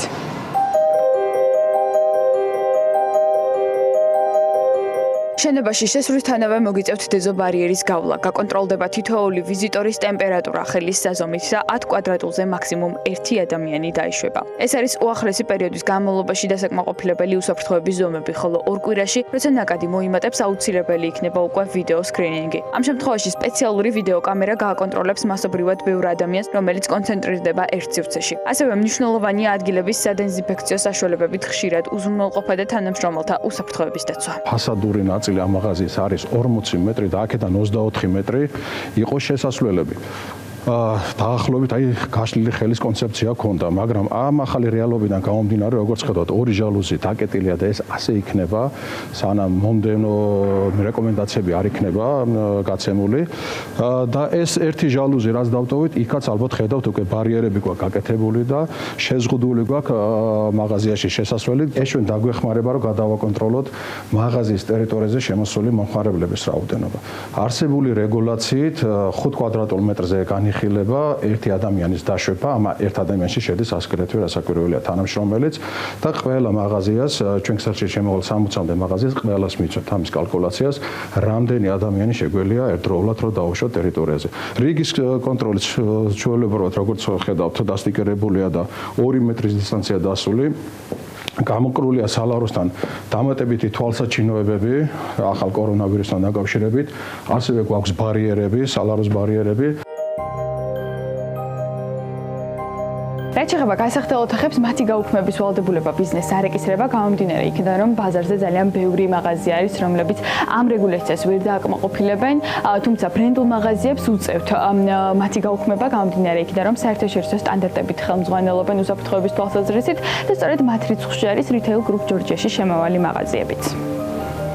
ამიტომაც მათ დაბრუნება გადაცვლის პროცედურის ვადები გაზარდეს, რაც იმას ნიშნავს, რომ უფრო დიდი ხანი მიეცემა მომხმარებელს საშუალება, რომ დააბრუნოს ნაყიდი ტანისამოსი. მობრუნებული პროდუქცია კი მოხდება არა დარბაზში, არამედ 48 საათით გადაინაცვლებს სპეციალურ ზონაში, ეგრეთ წოდებულ კარანტინში, სადაც მოხდება დეზინფექცია და შემდგომ დაბრუნება დარბაზში. ვადები გაიზრდება 2 კვირამდე, ანუ 14 დღის განმავლობაში ჩვენს მომხმარებელს თავისუფლად იქნება საშუალება ჩვენთან შეძენილი საქონელი მოიტანოს, დაგვიბრუნოს ან გადაცვალოს სხვა პროდუქტში. რასაკვირველია, ძველი გაცვლა-დაბრუნების წესები მაინც მოქმედებს, რომ ნივთი უნდა იყოს თავდაპირველ მდგომარეობაში, ყველანაირი ეტიკეტებითა და სალაროს კვითრებით წარმოდგენილი ჩვენთან. ეს არის ის გზა, რომელსაც მაღაზიები და სავაჭრო მოლები პრევენციის მიზნით გაივლიან გახსნის შემდეგ. უსაფრთხოების ნორმები ყველასთვის საერთოა, გარდა გასახდელი ოთახების დახურვისა, რომელიც მხოლოდ ბრენდულ მაღაზიებში შემუშავდება. ეს ყველაფერი კი ეკონომიკურ სუბიექტებს მისცემს საშუალებას განახორციელონ საქმიანობა უსაფრთხოდ, თუმცა შეზღუდვების გარეშე.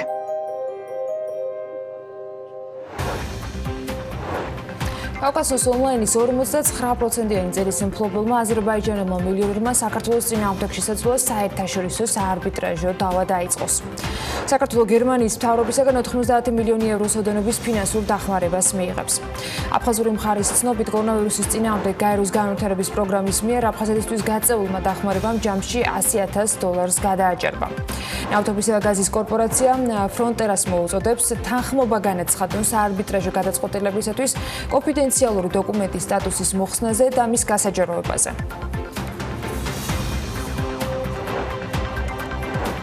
საქართველოს ენერგეტიკისა და წყალმომარაგების მარეგულირებელმა კომისიამ საქართველოს ენერგეტიკული ბირჟის სახელზე ელექტროენერგიის ბაზრის ოპერირების ლიცენზია გასცა. სალიცენზიო პირობების შესაბამისად ენერგეტიკული ბირჟა უზრუნველყოფს ელექტროენერგიის დღიური და დღით ადრე ბაზრების ორგანიზებას, ელექტროენერგიით ვაჭრობას შიდა ბაზარზე, ასევე მეზობელ ორგანიზებულ ბაზრებთან დაკავშირებას და ინტეგრაციას. CEMEC-ის ინფორმაციით, ლიცენზიის ფარგლებში საქართველოს ენერგეტიკული ბირჟა ჩამოაყალიბებს გამჭვირვალე ხელმისაწვდომ და საიმედო ერთიან ფინანსურ ანგარიშწორების სისტემას დღით ადრე საბალანსო დამხმარე მომსახურებების ბაზრებისა და უბალანსობისათვის. ასევე გუშინდელი გადაწყვეტილებით CEMEC-მა ლიცენზია გასცა საქართველოს სახელმწიფო ელექტროსისტემის სახელზეც ელექტროენერგიის საბალანსო და დამხმარე მომსახურების ბაზრის ოპერირების მიზნით. ამ სალიცენზიო პირობების შესაბამისად უზრუნველყოფილი იქნება საბალანსო და დამხმარე მომსახურების ბაზრის ოპერირება, ელექტროენერგიის საბალანსო მექანიზმების, შესაბამისი პროდუქტების განსაზღვრა და უბალანსობის საფასურის გაანგარიშება. კომისია განმარტავს, რომ საქართველოს ენერგეტიკულ ბირჟასა და საქართველოს სახელმწიფო ელექტროსისტემაზე ლიცენზიების გაცემის საფუძველი ენერგეტიკისა და წყალმომარაგების შესახებ საქართველოს კანონია და მის საფუძველზე ხდება CEMEC-ის მიერ დამტკიცებული ლიცენზიების და წესების ენერგეტიკული საქმიანობის თაობაზე შეტყობინების წესის ამუშავება. ტექნოლოგიების სწრაფი განვითარება ფინანსური პროდუქტების ხელმისაწვდომობისა და მოხერხებულობის ახალ შესაძლებლობას ქმნის. ცენტრალური ბანკი კი აღნიშნავს, რომ მათთვის მნიშვნელოვანი ახალი ფინანსური ტექნოლოგიების განვითარების მხარდაჭერა და ამასთან დაკავშირებით SEB-მა რეგულაციების ლაბორატორიის ჩარჩოს შექმნის და მისი გამოყენების შესახებ დებულება დაამტკიცა. რეგულირების ლაბორატორია საფინანსო სექტორის წარმომადგენლებს საშუალებას მისცემს შიდა ტესტირებების შემდეგ რეალურ რეჟიმში გამოსცადონ თავიანთი ინოვაციური სერვისები და პროდუქტები.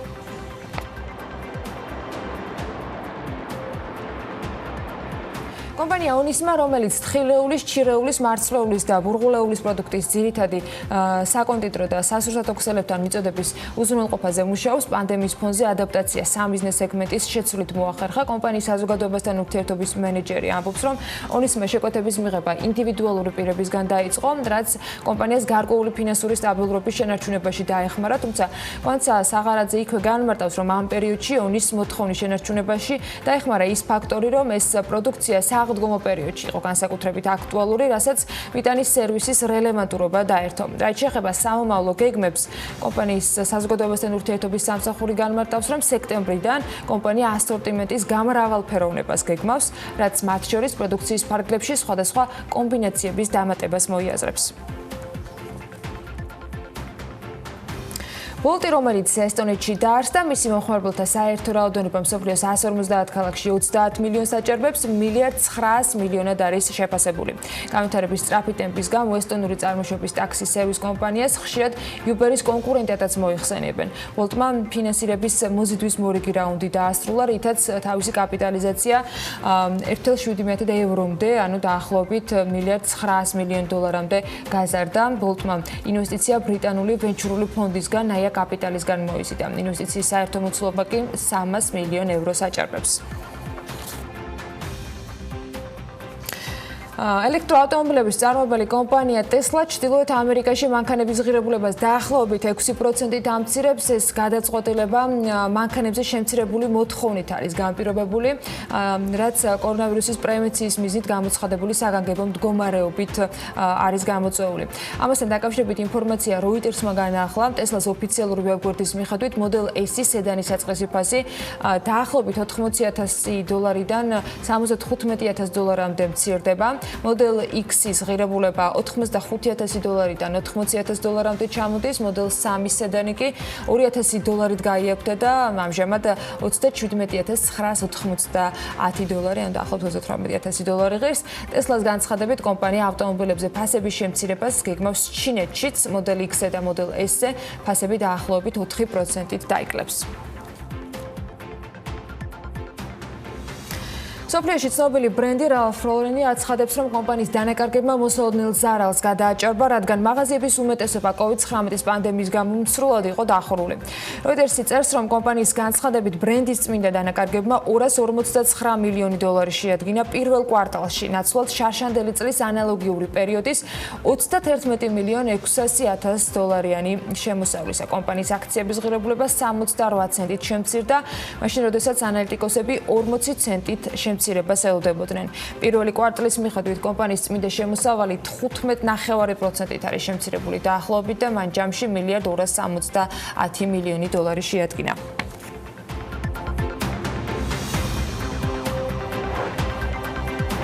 საქართველოს უბრუნდებით, ოღონდ რამდენიმე წუთში PMC-ის კვლევითმა ინსტიტუტმა საქართველოს ფისკალურ სექტორზე COVID-19 ეკონომიკური კრიზისის შეფასება წარადგინა. რამდენიმე დღეს წინ ამ ორგანიზაციის მიერ მომზადებული შეფასება 3 სცენარისგან შედგება და თითოეული მათგანი ეკონომიკის განვითარების განსხვავებულ მოდელს წარმოადგენს. რომელი სცენარი ამ მონაცემებით უფრო რეალისტური და რა პროგნოზები აქვს კვლევით ინსტიტუტს? გიორგი ხიშტოვანი, PMC კვლევითი ცენტრის დირექტორი შემოგვიეს ეთერში.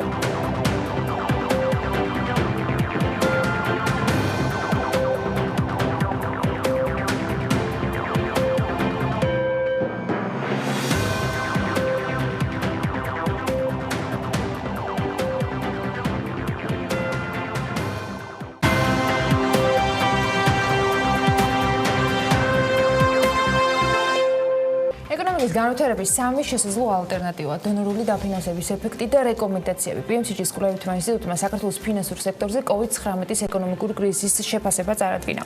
ორგანიზაციის მიერ მომზადებული შეფასება სამი სცენარისგან შედგება და თითოეული მათგანი ეკონომიკის განვითარების განსხვავებულ მოდელს წარმოადგენს. მათ შორის არის ოპტიმისტური სცენარი, რომლის მიხედვითაც ბიუჯეტის დეფიციტი იქნება 4.9 მილიარდი ლარი, ნაკლებად პესიმისტური სცენარი ბიუჯეტის დეფიციტით 5 მილიარდ 400 მილიონი ლარი, ძალიან პესიმისტური სცენარის შემთხვევაში კი დეფიციტი 6 მილიარდ 470 მილიონ ლარამდე გაიზრდება. რას ეფუძნება ეს გათვლები?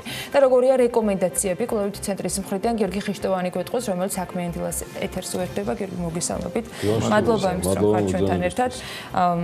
დეფიციტებთან დაკავშირებით ბევრნაირი ვარიანტი ითქვა. მთავრობას თავისი ჰქონდა, საერთაშორისო ფინანსური ინსტიტუტებსაც ჰქონდათ რაღაცა პროგნოზები.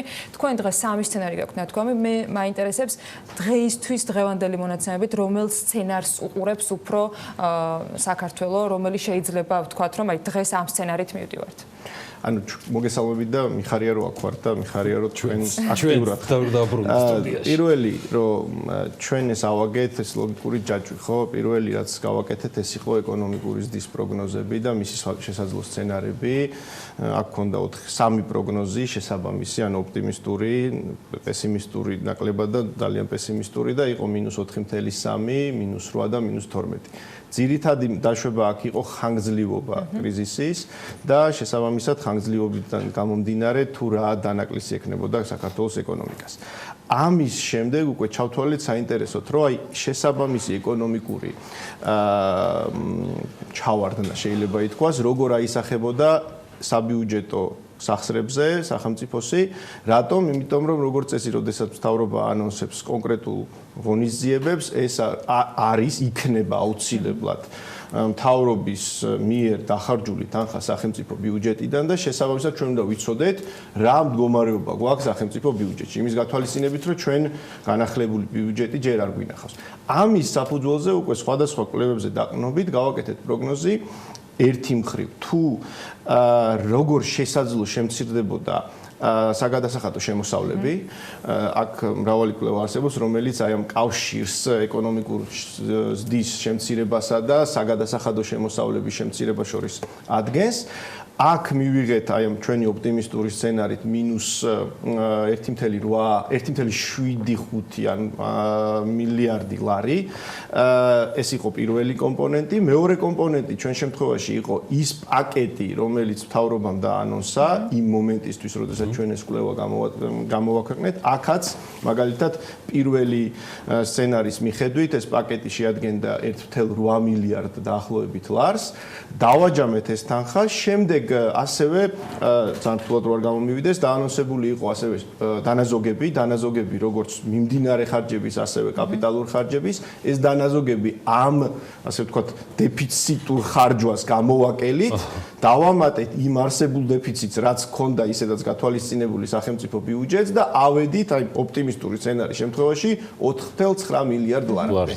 რატომ გავაკეთეთ ეს? იმიტომ რომ ჩვენთვის საინტერესო იყო ეს კითხვაზე პასუხის გაცემა.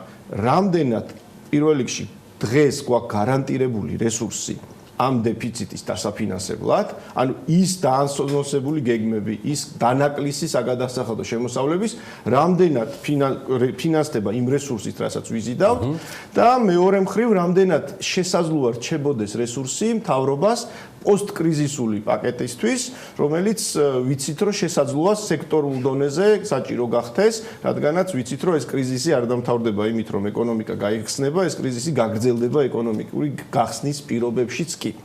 აი ეს იყო ჩვენთვის საინტერესო და ასევე საინტერესო იყო უკვე უბრალოდ მაკრომონაცემები, ანუ სადამდე ადის ამ შემთხვევაში საგადასახადო დეფიციტი, მაგალითად ოპტიმისტურ სცენარში ავედით დაახლოებით 10%-იან დეფიციტამდე საბიუჯეტო და როგორ იზრდება ვალის შემთხვევაში დაახლოებით 55%-ამდე იყო ჩვენი. მიუხედავად იმისა, რომ სამივე სცენარის დაფიქსირების შემდეგ თქვენი ანალიტიკური ცენტრისთვის დროც გავიდა, მე მაინც გონია, შემისწორეთ თუ ვწდები, რომ რაიმე მეტი მიმართება, რომ რომელიღაცა სცენარი დღეს მოვაშოროთ, არ გვაქვს.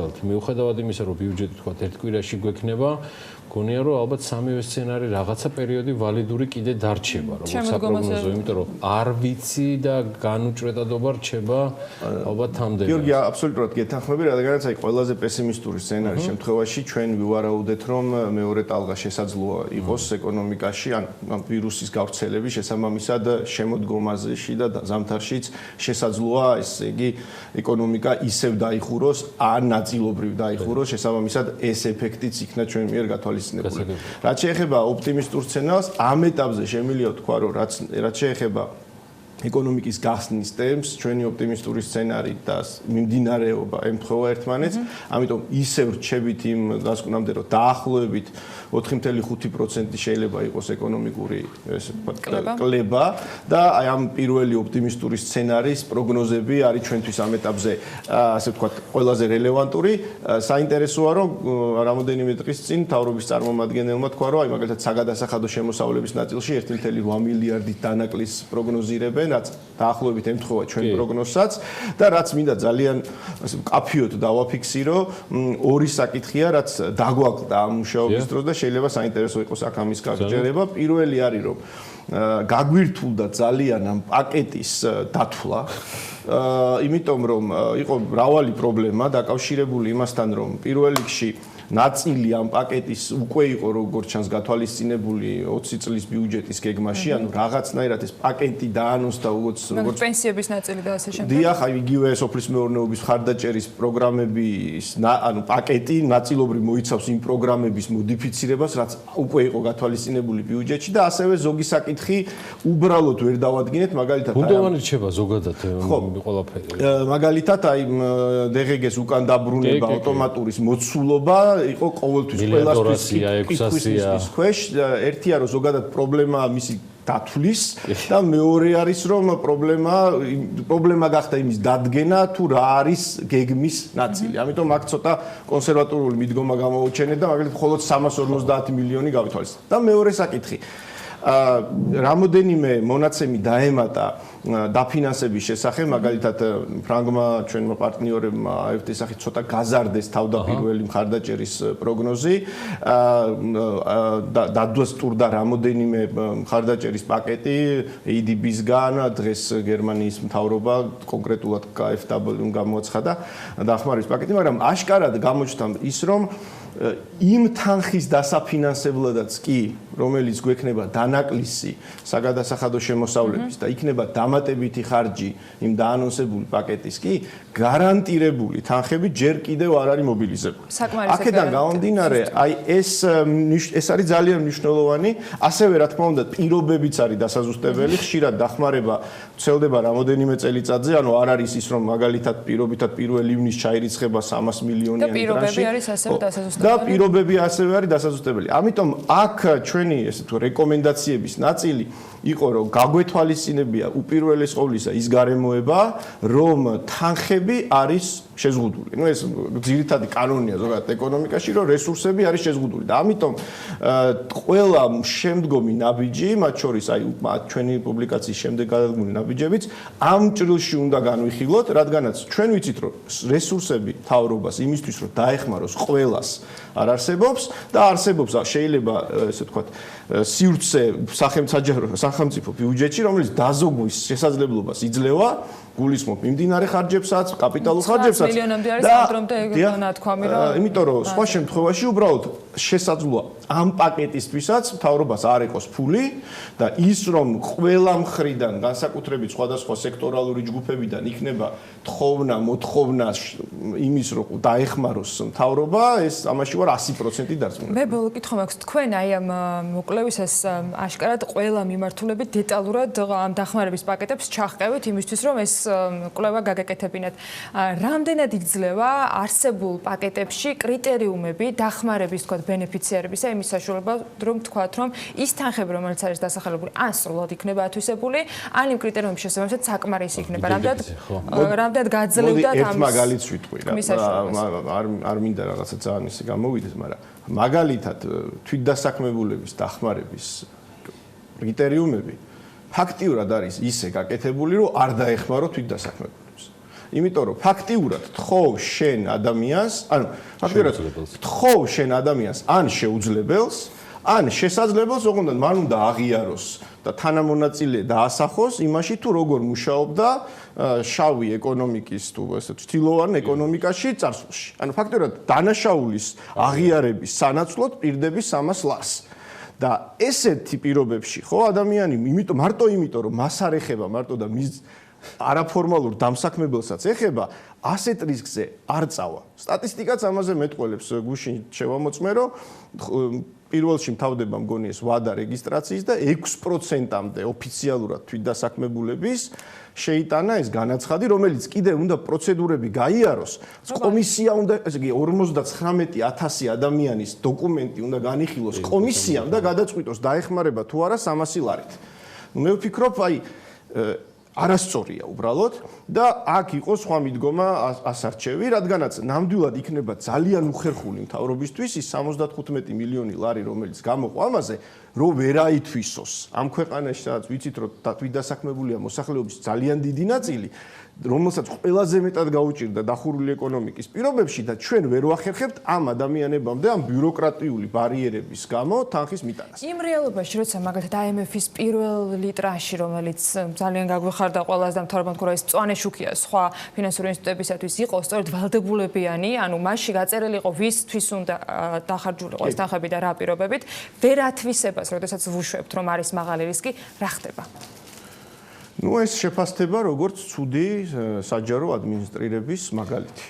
მეტი არაფერი. მე მგონი ამის გამო არავინ არ დასჯის საქართველოს მთავრობას, მაგრამ ნუ ეს იქნება ცუდი მენეჯმენტის შედეგი. ამ ვითარებაში ბანკების შემდეგ უახლესი, რაც ჩვენ ვნახეთ, ყველაზე მსხვილი ინდუსტრიული დახმარება ხელისუფლებამ გადაწყვიტა დეველოპერული სამშენებლო სექტორის მიმართულებით. ყოველ შემთხვევაში ბანკების შემდეგ ჯერჯერობით ასე სჩანს. მიუხედავად იმისა, რომ აგრეგირებულად ძალიან საინტერესო დიდი მოცულობებია სოფლის მეურნეობაზე, მაგრამ ეს 4.5 მილიარდ ლარამდე რაც გუშინ დაანონსდა, იყო ამ მიმართულებით. შეიძლებოდა თუ არა იმ გამოწვევის, რაც ლიკვიდობას უკავშირდება ამ სექტორისა და ამ ინდუსტრიისა, რომელზეც მე ჩემი შეხედულება მაქვს, მაგრამ კითხვის ფორმულირებაში მეხმარება ამ შემთხვევაში, იმგვარად დახმარება, რომ მას არ გაეჩინა გადასახადის გადამხდელებში არასამართლიანობის განცდა იმ ბევრი წინარე თუ მიმდინარე კომპონენტის გამო. იგულისხმება, რომ ჯამში ჩვენ მაინც ვიყენებთ გადასახადის გადამხდელთა ფულს. გიორგი, მეც ამ გადაწყვეტილების ასე ვთქვათ, კაფიოთ მოწინააღმდეგე ვარ ამ დახმარების, იმიტომ რომ მე ჩემთვის იყოფა სექტორული დახმარების ფორმატი ორ კატეგორიად. პირველი, სადაც ბაზარი გაქრა და შესაბამისად სექტორი საჭიროებს დახმარებას. ტურიზმის ბაზარი გაქრა. შენ რომ დღეს სასტუმროს ფასი 90%-ით შეამცირო შენ, მაინც დღეს მდგომარეობით ვერავინ ვერ ჩამოვა და 1-2 თვის განმავლობაში იმედი მაქვს ვინმე ჩამოვა, მაგრამ ნამდვილად არა იმდენი და იმის 5%-ით შეიძლება ვინ ჩამოდიოდა თავის დროს. შესაბამისად, ბაზარი გაქრა. და ეს ბაზარი გაქრა დროებით, ვიცით და ამ ბაზარს რომ ამ ადამიანებმა არ გადაიფიქრონ ამ ბაზარზე დარჩენა და დაწყონ სხვა საქმიანობა, საჭიროა მათი მხარდაჭერა. დეველოპერული ბაზარი არ გამქრალა. დეველოპერულ ბაზარზე უბრალოდ მოთხოვნა შემცირებული არის, იქიდან გამომდინარე, რომ ადამიანები ერთი მხრივ რისკები გაიზარდა და გაძვირდა ესე ვთქვათ, რეალური მონაცემები ამ კლებისა, მაშინ როდესაც წინა თვეები რეალურად იყო სახში ჯდომის პერიოდი. არა, უბრალოდ ბუნებრივად, ანა რას გულისხმობ, იცი რომ რისკები გაიზარდა, საპროცენტო ბანაკეთი გაიზარდა, მოსახლეობის შემოსავლიანობა და პროგნოზი მომავალთან დაკავშირებით არის და უარყოფითი, შესაბამისად ბუნებრივად აპრიორი უშვებთ, რომ მოთხოვნა უძრავ ქონებაზე იქნება შემცირებული. მაგრამ ამაზე რეაგირების მოხდენა დეველოპერ სექტორს შეუძლია და შეუძლია იმით, რომ მოქნილად შეცვალოს ფასები და ფასების კლების საფუძველზე ახალი საბაზრო ფასი მივიღოთ, რომელიც შესაძლოა ნაწილი დეველოპერისთვის იყოს მისაღები, ნაწილისთვის არ იყოს მისაღები. და ჩემი აზრით მიდგომა ჩვენ როდესაც ამ შემთხვევაში გიორგიმ კარგად ახსენა, გადასახადების გადამხდელების ფულით ვასუბსიდირებთ შესაძლებლობით შეძლებულ მოქალაქეებს საქართველოს იმისთვის რომ ესე ვთქვათ დავეხმაროთ დეველოპერულ სექტორს არ დაწიოს და არ მოუწიოს ფასების შემცირება, ჩემი აზრით არასწორია. არასწორი პოლიტიკა, რადგანაც ჩვენ მე ვუშვებ იმას, რომ აი ესე ვთქვათ, სივრცე თუ აი სივრცე ფასების კლების ამ სექტორში არსებობს და რატომ უნდა ესე ვთქვათ ეს პროცესი როგორც მინიმუმ შევანელოთ, იმიტომ რომ დისკუსიები რომ მქონდა მეგობრებთან, ბევრი ფიქრობს რომ მაინც შემცირდება და ეს ამ სუბსიდირებას არ ექნება ეფექტი. მაშინ საერთოდ გაუგებარი ხდება, რატომ ესე ვთქვათ, ვახალისებთ ნაწილ მოსახლეობას, მაგალითად ადამიანებს, რომელსაც აქვთ დღეს რესურსი იმისთვის, რომ აიღოთ იპოთეკური სესხი, არასაბაზრო ფასად იყიდონ უძრავი ქონება. მოდი მივუშვათ ბაზარი, დაფიქსირდეს ახალი ფასი და შემდეგ შევხედოთ არის თუ არა ჩარევის აუცილებლობა. მაგალითად თუ როგორც ზოგი მოთამაშე გავა ბაზრიდან, მშენებელს გულისხმობ ამ ბაზრიდან, იქ ერთი მიდგომაა რომ ვინც დარჩება, მას შეუძლია გადაიბაროს ეს საქმე, მეორე მიდგომა აქ ჩაერიოს უკვე სახელმწიფო ახალი ფასის პირობებში. რას ვაკეთებთ ამის ნაცვლად? უბრალოდ ვახალისებთ და ჩემი აზრით აქ არის ძალიან დიდი პრობლემა იმაშიც, რომ ვიღაცა ჩათვლის დღეს, რომ რა კარგი შესაძლებლობა შეექმნა მას, რომ ეხლა 4% დაუფინანსებს თავრობა. ერთია რომ რისკია რომ ეს 4% აღმოჩნდეს არაფერი, იმიტომ რომ მინიმუმ 4%-ით გაიზიარდოს მონეტარული განაკვეთი და ავტორად გაქრესეს, ერთი და მეორე, რაც მნიშვნელოვანია, უნდა დაუშვათ ალტერნატიული სცენარი და ალტერნატიული სცენარი არის რომ ფასები შემცირდებოდა 10%-ით, და 15%, რაც კიდევ უფრო გაუიაფებდა ყველა მსურველს უძრავი ქონების შეძენას. აქედან გამომდინარე, აი ეს არის უცნაური, იმიტომ რომ ამის მოგებული მხარე გარდა შეიძლება დეველოპერული სექტორის არავინ არ ჩანს. დეველოპერები პირდაპირ არ ჩანს. ამ ნაწილში არ ჩანს და აი ვერ ხვდები რატო ხარჯავთ 70 მილიონ ლარს, როცა მოგებული თითქმის არავინ არ იქნება. ჩემთვის გაუგებარი. ჩვენ უნდა დაველოდოთ ბიუჯეტის შემოსვლას, იმიტომ რომ აუცილებლად კიდევ რამდენიმე ეთერსაც გეგმავთ გიორგი ხიშტოვანთან ერთად. PMC-ის ყველა კვლევა არის ჩვენთვის პრიორიტეტულად საინტერესო და მადლობა კვლევით ცენტრის დირექტორს მობრძანებისთვის და მთელ გუნდს მუდმივი ჩართულობისთვის. გიორგი ხიშტოვანი სტუმრობდა საქმიანი დილის პირდაპირ ეთერში. მადლობა მას სტუმრობისათვის და ვიდრე შემდეგი სტუმრები შემოგვიერთებიან და ამავე თემაზე გავაგრძელებთ საუბარს, იქამდე BMG Drive-ის დრო არის საგანგებო მდგომარეობის პირობებში აფთიაქებთან და სურსათის მაღაზიებთან ერთად მუშაობა შეჩერებულა ავტოგასამართ სადგურებზე. BMG Drive-ის რუბრიკაში Volvo X60-ით ნავთობ კომპანია Galf-ის ვიცე-პრეზიდენტს მივაკითხეთ და ბიზნესის კორპორატიული სოციალური პასუხისმგებლობის თუ სხვა იმ პირობების გათვალისწინებით, რომელიც ამ დროისათვის არსებობდა, სამუშაო რეჟიმს გადავხედეთ მათთან ერთად. რა გეგმები აქვს 2020-ში Galf-ს? ნახოთ BMG Drive-ის მორიგი რუბრიკა.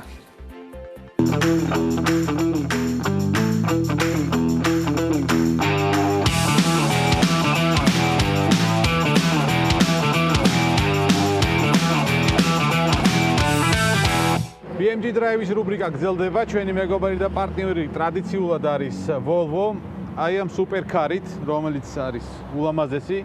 ნინჩო ჯიბლაძეს მივაკითხავთ, Galf-ის ვიცე-პრეზიდენტს, იმედია მასაც მოეწონება ჩვენი ავტომანქანა. ჯერ ფერი და შემდეგ უკვე ჯამში Volvo X60. ველოდება ნინჩო ჯიბლაძეს დავიძრათ მისკენ.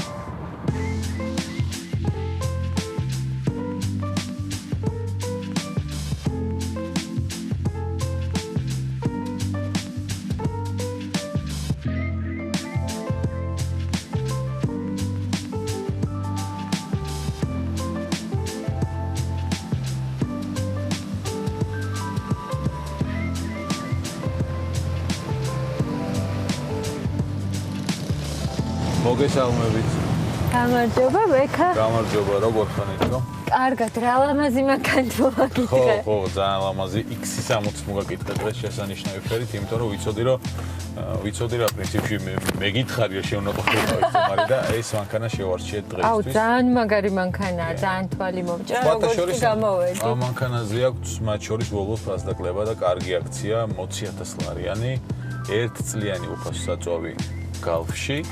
2500 ლიტრი თუ არ ვწდები, ესე უკვე 2500 ლიტრი უფრო ჟღერს და მოკლედ არ ვიცი, უსაფრთხოება და ამ ტიპის თანამედროვე ტექნოლოგიით გაჯერებულია, მაგას შემდეგ თუ დაგაინტერესებს უკვე გიხსნიან. ძალიან დამაინტერესებს, ხათაშორის მეც როცა იყო ამაზე საუბარი Galf-ის და Volvo-s თანამშრომლობაზე, იყო იქ ნახსენები Volvo-s უსაფრთხოების ისტორიები, როგორ აღმოჩნდა ყველაფერი გაკეთებული და ძალიან საინტერესოა. არის, როდესაც რაღაც ბრენდი გვესმის, ოც ასოციაცია გვიჩნდება, ხო? ნებისმიერ ბრენდთან მიმართებით არ აქვს შობა ავტომანქანა იქნება ის თუ სხვა ტიპის ბრენდი იქნება. Volvo როცა გესმის რა ასოციაცია გიჩნდება ხოლმე? იცი რა, მე აი ხო ამბობ რომ დიდი ხანია Volvo-s მანქანას ვიცნობ, იმიტომ რომ სხვადასხვა 94 წელს სწავლობდი მე ამერიკაში. 3 წელი და ჩვენს ოჯახში რომელსაც მე ცხოვრობდი ორი დედასაც და მამასაც ყავდა ორივეს Volvo. თუ მაგას ამბობდნენ, ამას უსვავდნენ ხას მაშინაც კი რომ აი უსაფრთხოების მთავარი ჩვენთვის იყო უსაფრთხოება, როცა პირველად ბევრი ბავშვები ყავდათ და Volvo ყავდათ და რაღაც იმ პერიოდს მახსენებს სულ Volvo. და ამიტომ უსაფრთხოებასთან არის ასოცირებული ჩემი აზრით და ეს არ არის მხოლოდ მარკეტინგი, ანუ რეალურად ისე არის მოწყობილი მანქანა, რომ მაქსიმალურად გათვლილი არის ადამიანების უსაფრთხოებაზე. მთავარი პრიორიტეტი Volvo-s ბრენდის არის ხო უსაფრთხოება და ამაზეა დაფუძნებული ისი კონცეფცია ჯამში. აი მანქანები რო არ დადიოდნენ თბილისში. ხო. გახსოვს როგორი ჰაერი იყო? კი, როგორ არ მახსოვს. ფაქტობრივად კალზე მას რო ბახმაროს ჰაერია და ახლობით ეგეთი ჰაერი იყო დაბინძურების დონე ისეთი დაბალი იყო. კი. რას ვიზამთ? რა, მაშინ არც მანქანები დადიოდნენ, არც სამუშაოები სრულდებოდა. მარტო საწვავიც არ არის, ნუ იქ ძალიან ბევრი კომპონენტი არის, რომელიც აფუჭებს ჰაერს. კი, თუმცა აი დაბინძურების მაჩვენებელში ავტომანქანების წილი ძალიან ბევრია გამომაყენებული. იგივე საბურავების ცვეთა, გაჩვეთილი საბურავები უხარისხო. რა თქმა უნდა, გაფუჭებული მანქანები ეს ყველაფერი ძალიან ცუდად მოქმედებს. ხომ არის გაჩერებაც არ გვაწყობს. არა, ხო, რა თქმა უნდა. თორე გაჩერებას საერთოდ არ გვაწყობს, ამიტომ კი არ უნდა გაჩერდე, უნდა გაუმჯობესო. ხო, უნდა გავაუმჯობესოთ და მართლა რაღაცნაირად მოვერგოთ ამ რეალობას. როგორ მოერგო რეალობას გალფი? დღევანდელობაზე კითხავ, მაგრამ აი ეს პერიოდი როგორ გაიარეთ? რომელსაც აი ყველაზე მძიმე პერიოდი. კი, ყველაზე მძიმე პერიოდი მე მგონია რომ გავიარეთ ისე რომ დღეს ვფიქრობთ რომ მართლა რაღაც საოცარი ხალხი მუშაობს გალფში ერთმანეთზე უკეთესი ყველა კიდე მენეჯერი, კიდე რიგითი თანამშრომელი და განსაკუთრებით ის ადამიანები, ვინც გარეთ დგას. ვინც იდგნენ იმ პერიოდში, როდესაც 12 დღით თუნდაც სრული კარანტინი და ლოკდაუნი გამოცხადდა, გალფი არ დაკეტილა არც ერთი დღე. ყველა სამუშაო ადგილი შეინარჩუნეთ. ყველა სამუშაო ადგილი შევინარჩუნეთ. არავინ არ გაგვიშვია სახლში და არც ხელფას დაგვიკლია. პირიქით ის პერიოდი, ხო, ის პერიოდი, ვინც გარეთ იყო, კი, რა თქმა უნდა, მაქსიმალურად ვცდილობდით მათი პირობების გაუმჯობესებას. პასუხისმგებლობის ნაწილიც არის ამ შემთხვევაში ბიზნესის. მინდა რომ ჯამში ზოგჯერ ზოგადად კითხო თვითონ ბიზნესის ჩართულობით, პასუხისმგებლობით, CSR პროექტებით, ანუ რაც ამ პერიოდის განმავლობაში იყო, შენ როგორც ნინჩო ჯიბლაძე, ჩვეულებრივი მოქალაქე, არ ვიცი, პროფესიონალი გაყოფილი ხარ თუ არა? იცით რა არის, აი შემეძლია თავისუფლად ვთქვა, რომ ეგეთი კარგი დღე, როდესაც ჩვენ წამოვიწყეთ აქცია ძალიან მალევე მენეჯმენტმა მიიღო გადაწყვეტილება, რომ ის თანხა, რომელიც შემოგვივიდოდა ყველა ლიტრიდან 5 თეთრი გადაგვეგზავნა ფონდში, რომელიც სრულად მოხმარდებოდა COVID-19-თან მებრძოლი ექიმების და მთელი მედპერსონალის, იქ იყო სანიტრები, იქ იყო ექთნები, რა თქმა უნდა, ლაბორატორიის წარმომადგენლები, იქ იყვნენ ის ხალხი, ვინც მძღოლები ემსახურებოდა სასწრაფო მანქანას. ფინანსური წახალისებას ხო? ფინანსური წახალისება იყო ეს პირდაპირ, დიახ. და ანუ აი ეს თანხა, რომელიც შევაგროვეთ, იყო 200,000 ლარი. და 697 ექიმზე და მედპერსონალზე გადანაწილდა უკვე იმ კლინიკების მიერ მოწოდებული სიების თვალსაზრისით. ასევე იყო ეგეთი შემთხვევა. ხო და რას ვამბობდი, ეს დღე ძალიან ბედნიერი დღე იყო ჩემ ცხოვრებაში. ვიცოდი, რომ 700 ექიმს დაახლოებით, ეხა აი ამ პატარა SMS შეტყობინებით მივიდოდა ჩვენი კომპანიიდან ეს დახმარება პირდაპირ. ფიქრობ თუ არა, რომ ზუსტად ასეთ კრიტიკულ მომენტებში ბრენდა ჩამოყალიბების პროცესში კომპანიას ასეთი მომენტები უწყობს ხელს, რაც გულისხმობ, რომ ადამიანების თვალში ის კომპანია ყალიბდება ბრენდად ამ პროცესში. კი, ყველანაირი ესეთი სერიოზული ყევა, ისევე როგორც არსებობს ხომ ადამიანის ცხოვრებაშიც აღმასვლა, დაღმასვლა, ესე არის იგივე ბიზნესში, ჩვენ როდესაც გაქვს აღმასვლა, შეიძლება უკვე ფინანსურად კარგად მიდიხარ ყველანაირად იმიჯურადაც, მაგრამ არ შეგიწყოს ხო გარემო ხელი, რომ ყველაფერი კარგად იყოს. ამიტომ კი, რა თქმა უნდა, ეს იყო ერთგვარი შესაძლებლობაც იმისთვის, რომ გალფში რაღაცებზე დავფიქრებულიყავით და ბრენდი უფრო გაგვეძლიერებინა და მის იმიჯზე ვფიქრობ, რომ დადებითად აისახა ჩვენს იმიჯზე. აი, მოვედით კიდევ გალფშიც შემოვედით ახლა. ხო, გალფსტორის ყავა არის ცნობილი ყავა ძალიან და ყველას ძალიან გვიყვარს თავისი ჭიქებით.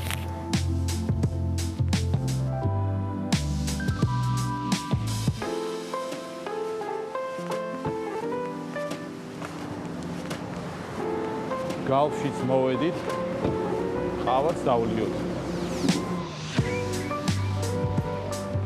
გალფსტორიზეც რომ ხა გალფსტორები მუშაობდა საწყისი იყო და მე რაღაც განვითარდა ხო ამ რაღაცა ბრენდის ისტორიაც. კი, გვაქვს უკვე ქვეყნის მასშტაბით 60-ზე მეტი გალფსტორი და მუშაობს აი სრული დატვირთვით, როგორ გითხრათ, როდესაც ახლა ვთქვათ მოგწემენ უფლებას, ზოგში კაფეებიც გვაქვს. გებრიელის ჰოთ-დოგები გვაქვს და ყველა პროდუქტი, რაც კი რამე შეიძლება ადამიანს გზაში დასჭირდეს. არის ინტერნეტი, არის ელექტრომოწყობილობები, კი, ანუ ეხლა როდესაც არსად იყიდებოდა დამტენები, იყიდებოდა დამტენები და ყველა ამაზე მწერდა, რომ გამიხარეთ, ვიყიდეთ დამტენი. მთელი პანდემიის დროს არ დაკეტილა არც ერთი გალფსტორი. დასაქმებული რამდენი ყავს? 1200 ადამიანზე მეტი არის ჩვენს კომპანიაში, ახლა დასაქმებული, აქედან 500 ადამიანი დაახლოებით გალფსტორი. იცვლება ხოლმე რაოდენობა. სამუშაო ადგილები ბევრი ხო? მიღმა ავტოგასამართლებურებისა და ესეც ძალიან მნიშვნელოვანი იყო. ეს ძალიან ჩვენი. ეხლა წავიდეთ ჩვენს Volvo-ში დავუბრუნდეთ. კი, დავუბრუნდეთ. და ყავას დავაგებთ. ხალით წაუღოთ ფიჭებს. ნინჩო, 2020 წლის გეგმებზეც მინდა კითხო გალფთან მიმართებით. გვაქვს დიდი გეგმები.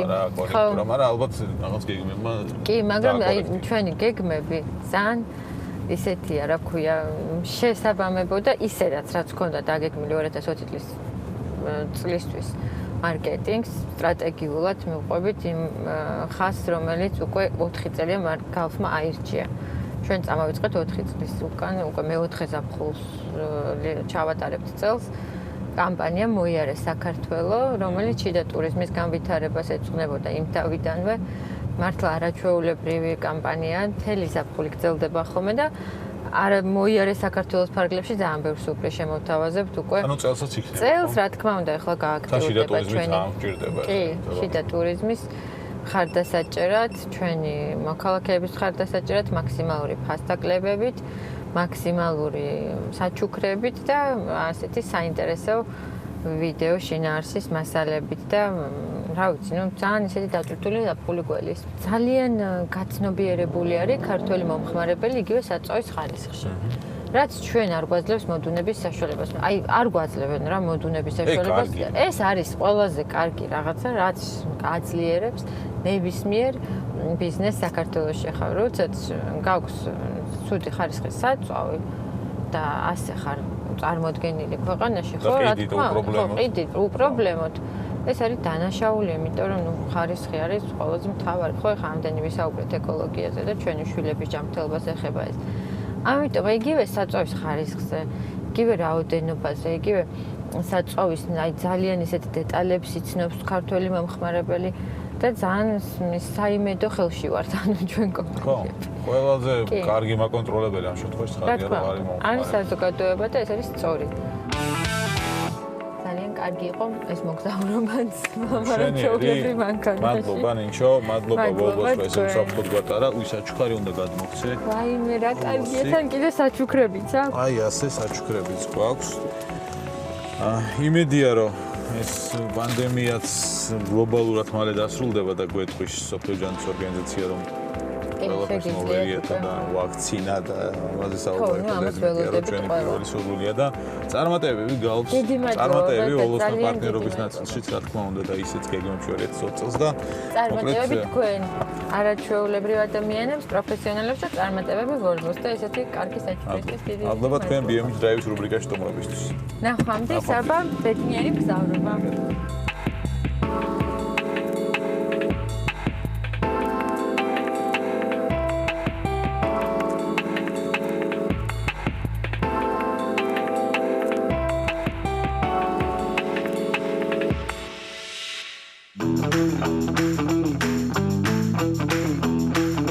დღეიდან საზოგადოებრივი ტრანსპორტი ამუშავდა. ამავე დროს თბილისის მეტრო, მიკროავტობუსი და ავტობუსი მგზავრობის მომსახურებას მხოლოდ იმ შემთხვევაში შეძლებენ, თუ მგზავარს პირბადე ეკეთება. სხვაგვარად საზოგადოებრივი ტრანსპორტით გადაადგილება ჯერჯერობით აკრძალულია.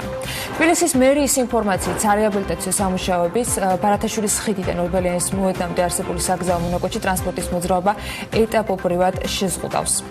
საქართველოსთვის ბუნებრივის გაზის მიწოდების უმთავრეს წყაროდ კვლავ რჩება აზერბაიჯანის რესპუბლიკა. საქართველოს ეკონომიკისა და წყალმომარაგების მარეგულირებელი ეროვნული კომისიის 2019 წლის საქმიანობის ანგარიში აღნიშნული, რომელიც ამერიკმა გუშინ გამოაქვეყნა. ახალი სუბსიდირებული იპოთეკური სესხებით სარგებლობას მოქალაქეები თბილისში ივნისის შუა რიცხვებიდან შეძლებენ. თბილისის დირექტორის ვახტანგ ბუცხრიკიძის განცხადებით, სესხების გაცემის დასაწყებად ტექნიკური სამუშაოებია დარჩენილი, რასაც დაახლოებით 1-2 კვირა დასჭირდება. შესაბამისად, ივნისის შუა რიცხვებში ბანკი მზად იქნება, რომ სესხები გასცეს.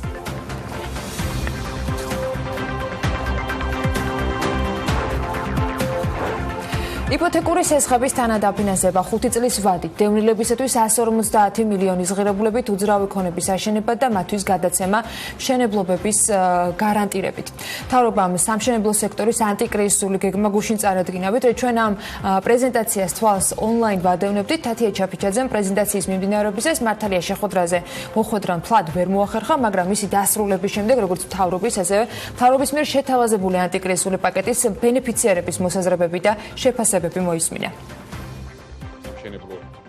ის მოქალაქეები, რომლებიც ახალ აშენებულ ბინებს შეიძენენ, მთავრობა 5 წლის განმავლობაში სესხის პროცენტის 4%-ს დაუსუბსიდირებს. სუბსიდია არაუმეტეს 200,000 ლარიან სესხებზე გაიცემა და წლის ბოლომდე შეძენილ ბინებზე გავრცელდება. დეველოპერული სექტორის ანტიკრიზისული გეგმის პრეზენტაციაზე ცნობილი გახდა, რომ სახელმწიფო ასევე 5 წლის განმავლობაში გასცემს სესხის გარანტიას, სესხის 20%-ის ოდენობით. დახმარების პაკეტი დევნილებისათვის სამჯერ მეტი ბინის შესყიდვასაც ითვალისწინებს, რისთვისაც მთავრობას 150 მილიონი ლარი აქვს გათვალისწინებული. დეველოპერული სექტორის დახმარების პაკეტის ჯამური მოცულობა 434 მილიონი ლარია. საქართველოს მთავრობა დაასუბსიდირებს იპოთეკური სესხის პროცენტს 4%, ყველა იმ იპოთეკური კონტრაქტის, რომელიც დაიდება წლის ბოლომდე 5 წლის განმავლობაში.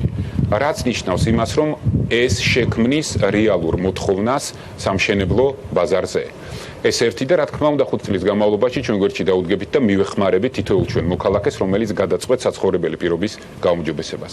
BMG დაინტერესდა ხედავს თუ არა მთავრობა რისკებს ჭარბვალიანობის ზრდასთან დაკავშირებით, მით უფრო იმ ფონზე, როცა ოცნების ხელისუფლებისა და ეროვნული ბანკის ბოლო წლების პოლიტიკა სწორედ პასუხისმგებლიანი დაკრედიტებისკენ იყო მიმართული. ვიცე-პრემიერმა მაიაც კიტიშვილმა გითხრა, რომ პაკეტის სექტორში 2008 წლის კრიზისის არიდებას ისახავს მიზნად და ის დასაქმებულებისათვის სამუშაო ადგილების შენარჩუნების მიზნით შეიქმნა. საკითხის ამგვარად დაყენება კი პოზიტიური გზავნილების სხვა ჭრილში გადატანას ემსახურება. ძალიან მიგვერს პირველ რიგში თქვენი აი ასეთი მცდელობა, რომ ყველაფერი ის დადებითი და ასეთი პოზიტიური პროგრამა, რომელიც პირველ რიგში არის მიმართული იმისკენ, რომ ადამიანებს ჰქონდეთ უფრო მეტი დარწმუნებულობა საკუთარ მომავალ ხვალიდელ დღეში გადააქციოთ აი ასეთ ძალიან საინტერესო კითხვა. ჭარბვალიანობაზე კი არ ვსაუბრობთ, არამედ ვსაუბრობ პირიქით სესხების პორტფელის გაჯანსაღებაზე, ლარში უფრო მეტი სესხის ლარში სტიმულირებაზე, ნაცვლად დოლარში სესხის აღებისა და გარდა ამისა ასევე გვაძლევს საშუალებას მოქალაქესაც ის თავისი საჭიროებას დაიკმაყოფილოს საცხოვრებელი პირობების გაუმჯობესების ნაწილში. ასევე დეველოპმენტსაც ვაძლევს საშუალებას, რომ გაყიდვები არ შეუმცირდეთ. პროექტის მომზადება და სუბსიდირება 100,000-მდე ადამიანის სამსახურის გარეშე დარჩენის მოტივით ახსნა თბილისის მერმა კახა კალაძემაც. რაც შეეხება სამშენებლო კომპანიებისთვის ერთ-ერთ მტკივნეულ საკითხს ბიუროკრატიულ ბარიერებს და მის გამარტივებაზე ზრუნვას, ხელისუფლებაში აცხადებენ, რომ დახმარების პაკეტი დამატებით საშეღავათო პირობებსაც მოიაზრებს, რომელიც ყველა მუნიციპალიტეტზე გავრცელდება. ეს დახმარებები მნიშვნელოვანია იმისთვის, რომ არ ჩამოიშალოს ეს სექტორი, თორემ კიდევ უფრო დიდ უბედურებას მივიღებთ, გვეყოლება უფრო მეტი დაუსაქმებელი ადამიანი, გვეყოლება უფრო მეტი სამსახურ დაკარგული ადამიანი. თქვენ წარმოიდგინეთ, 120,000 ადამიანი მუშაობს ამ მიმართულებით. ამას პლუს ემატება ის მაღაზიები, რომლებიც ვაჭრობენ, თქვათ, არ ვიცი, სახლის კეთილმოწყობითი პროდუქტებით. ამ მიმართულებითაც ამ პაკეტში, რაც დღეს ჩვენ შევთავაზეთ, არის არა ბიუროკრატიის შემსუბუქების, არამედ კიდევ დამატებითი ხელშეწყობის ღონისძიებები გათვალისწინებული, იქ სადაც თბილისის მერია ჯერ, მაგრამ უკვე აღინიშნა პრეზენტაციის ფარგლებში, რომ საკანონმდებლო ცვლილებების გატარების შემდეგ ჩვენ უკვე შევძლებთ ამ რეგულაციების სხვა ქალაქებზეც გავრცელება და სხვა დეველოპერებზეც და დეველოპერებს ექნებათ საშუალება მუნიციპალიტეტებთან შეთანხმებით დამატებით საშეღავათო პირობები მიიღონ, ეს ეხება როგორც კოეფიციენტების განაწილებას, ასევე გარკვეული რეგულაციების დამატებით შემსუბუქებას პროექტის სიმძიმიდან გამომდინარე.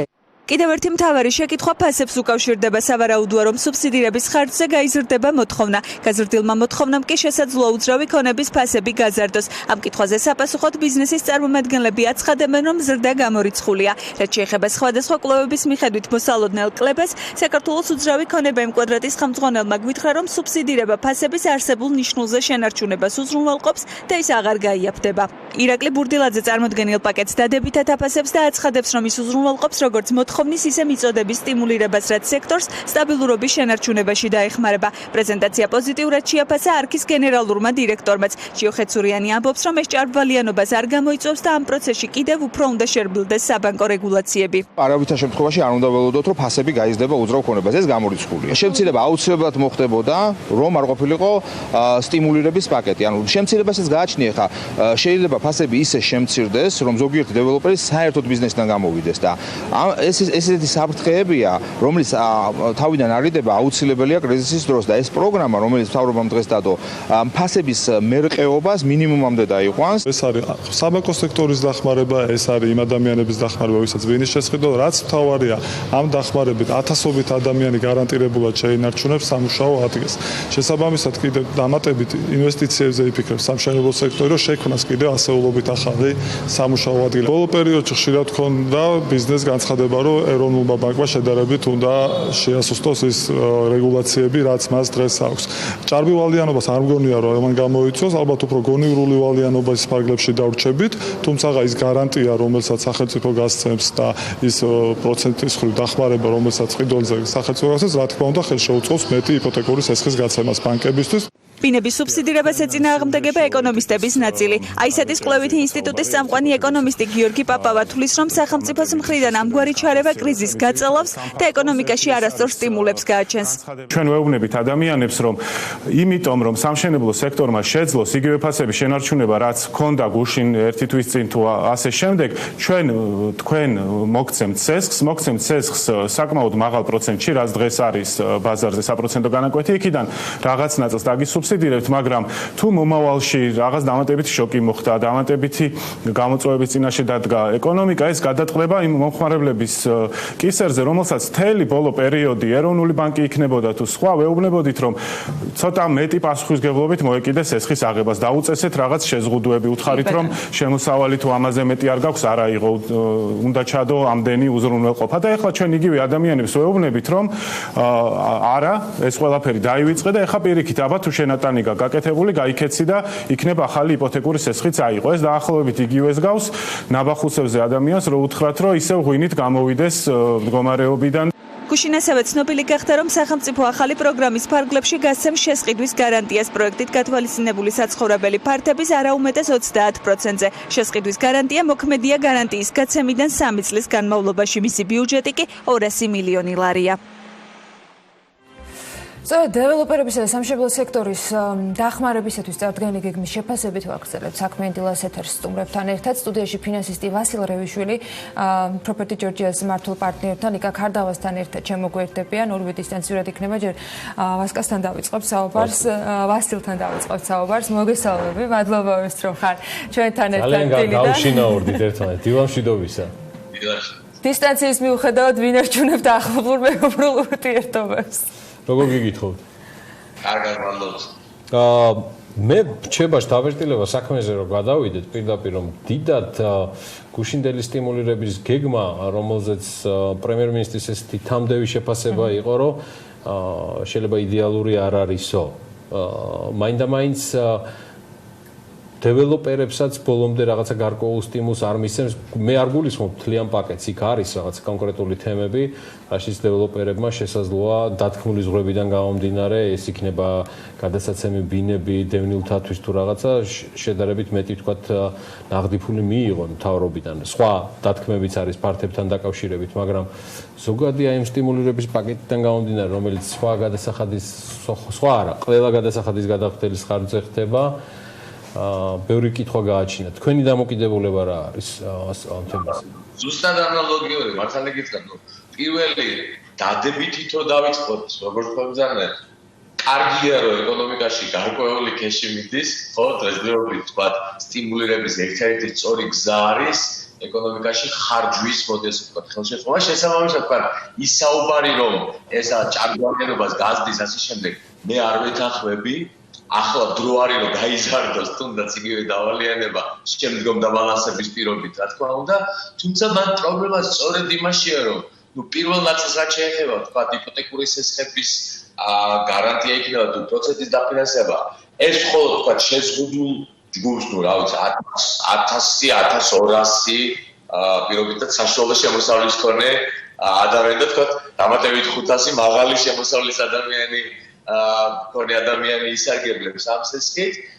ეს არის ერთი პრობლემა, მეორე არის ამ თვითონ პროგრამის პირველ ნაწილს გულისხმობ ეფექტიანობა, ვინაიდან 80 მილიონი ანგარიშება თავს არ შეგაწყენ გადათვლებით, მაგრამ მარტივად რაც გავთვალებ 80 მილიონით დეველოპერები მოახერხებენ დამატებით რაღაც 15 კორპუსის საშენებას საშუალო სიდიდით. რა შტაბილობა დაგჭათ ამის ისტორიულ მაჩვენებელთან მიმართებაში, რაზეც ლარის განაკვეთი შეიძლება 6 და 77-დან 7-ზე, ანუ იპოთეკურ სესხების განაკვეთს გულისხმობ, რაზეც შესაძლოა ამ ყველაფრიდან გამომდინარე ეს ყველაფერი დაკორექტირდეს და კიდე კითხვა რაც გამიჩინა და ძალიან მნიშვნელოვანია თქვენი აზრი ამ ჩემთვის ამ თემაზე.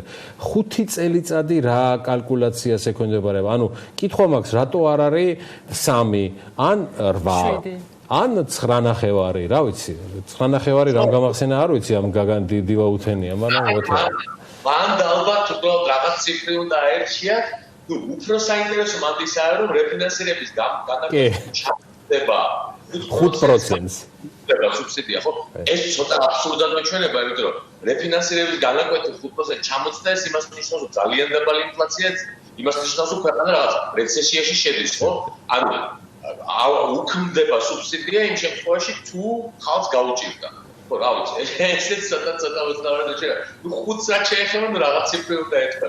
ვასილ, თქვენც აღნიშნეთ, რომ კარგია ეკონომიკაში, რომ ქეში შედისო და გუშინ ითქვა კიდე ძალიან ბევრჯერ იყო პარალელი 2008 წელთან, რომ შეიძლება იგივე რეალობის წინაშე დამდგარიყავით. მე მაქვს კითხვა, დღეს დეველოპერული სექტორი არის ისეთი, როგორიც იყო 2008-ში, ანუ არის ის რისკი, რომ არა მსგავსი თქვათ ფულის შედინება ვისგანაც არ უნდა იყოს და ამ შემთხვევაში გადასახადის გადამხდელების ეგარ მოგროვებული, რომ დამდგარიყავით გაყიდული ჰაერების წინაშე და ადამიანებს დაეკარგათ ქონებები. შემდეგი კითხვა რო არ დავამატო, აი აქვე ჩემ კითხვას გავაერთიანებ ანას კითხვასთან, ჩვენ რეალურად მხოლოდ ლიკვიდობის პრობლემა გვაქვს, რომელიც სხვა კატეგორიაა და ჩვენს მაყურებელს ახლა ესმის რას გულისხმობ, თუ ჩვენ რეალურად გქონდა საფრთხეები, რომ ბაზრის მიშვების პირობებში, რომელიც თვითონ იპოვიდა ახალ ათვლის წერტილს, თქვათ ახალ თუნდაც საფასო პოლიტიკას და სეგმენტს და ამდაგვარი, ეს ბაზარი უბრალოდ შეიძლებოდა ჩამოშლილიყო, ესეთი საფრთხის წინაშე ვიდექ. მე ესეთ საფრთხეს ვერ ხედავდი, მიუხედავად იმისა, რომ ბევრ მოთამაშეს ხედავდი თამაშგარი. კი ბატონო, გეთანხმებით, ანუ შეკითხვის გასმით მივხვდი მიმართულებას, არა, რა თქმა უნდა, 2008 წელს შედარება ზევანდელი პერიოდის არანაირად მართებული არ არის, არაფერი კავშირი არ არის, ეს არის დროებითი, ასე ვთქვათ, ლოკდაუნი, ორთვიანი, რომელსაც გამოიწვია პირობითად რაღაც ბიზნესების შემოსავლების შემცირება, იმიტომ რომ 2008 წელს იყო რაღაც გლობალური კრიზისი პლუს ომი, ხო?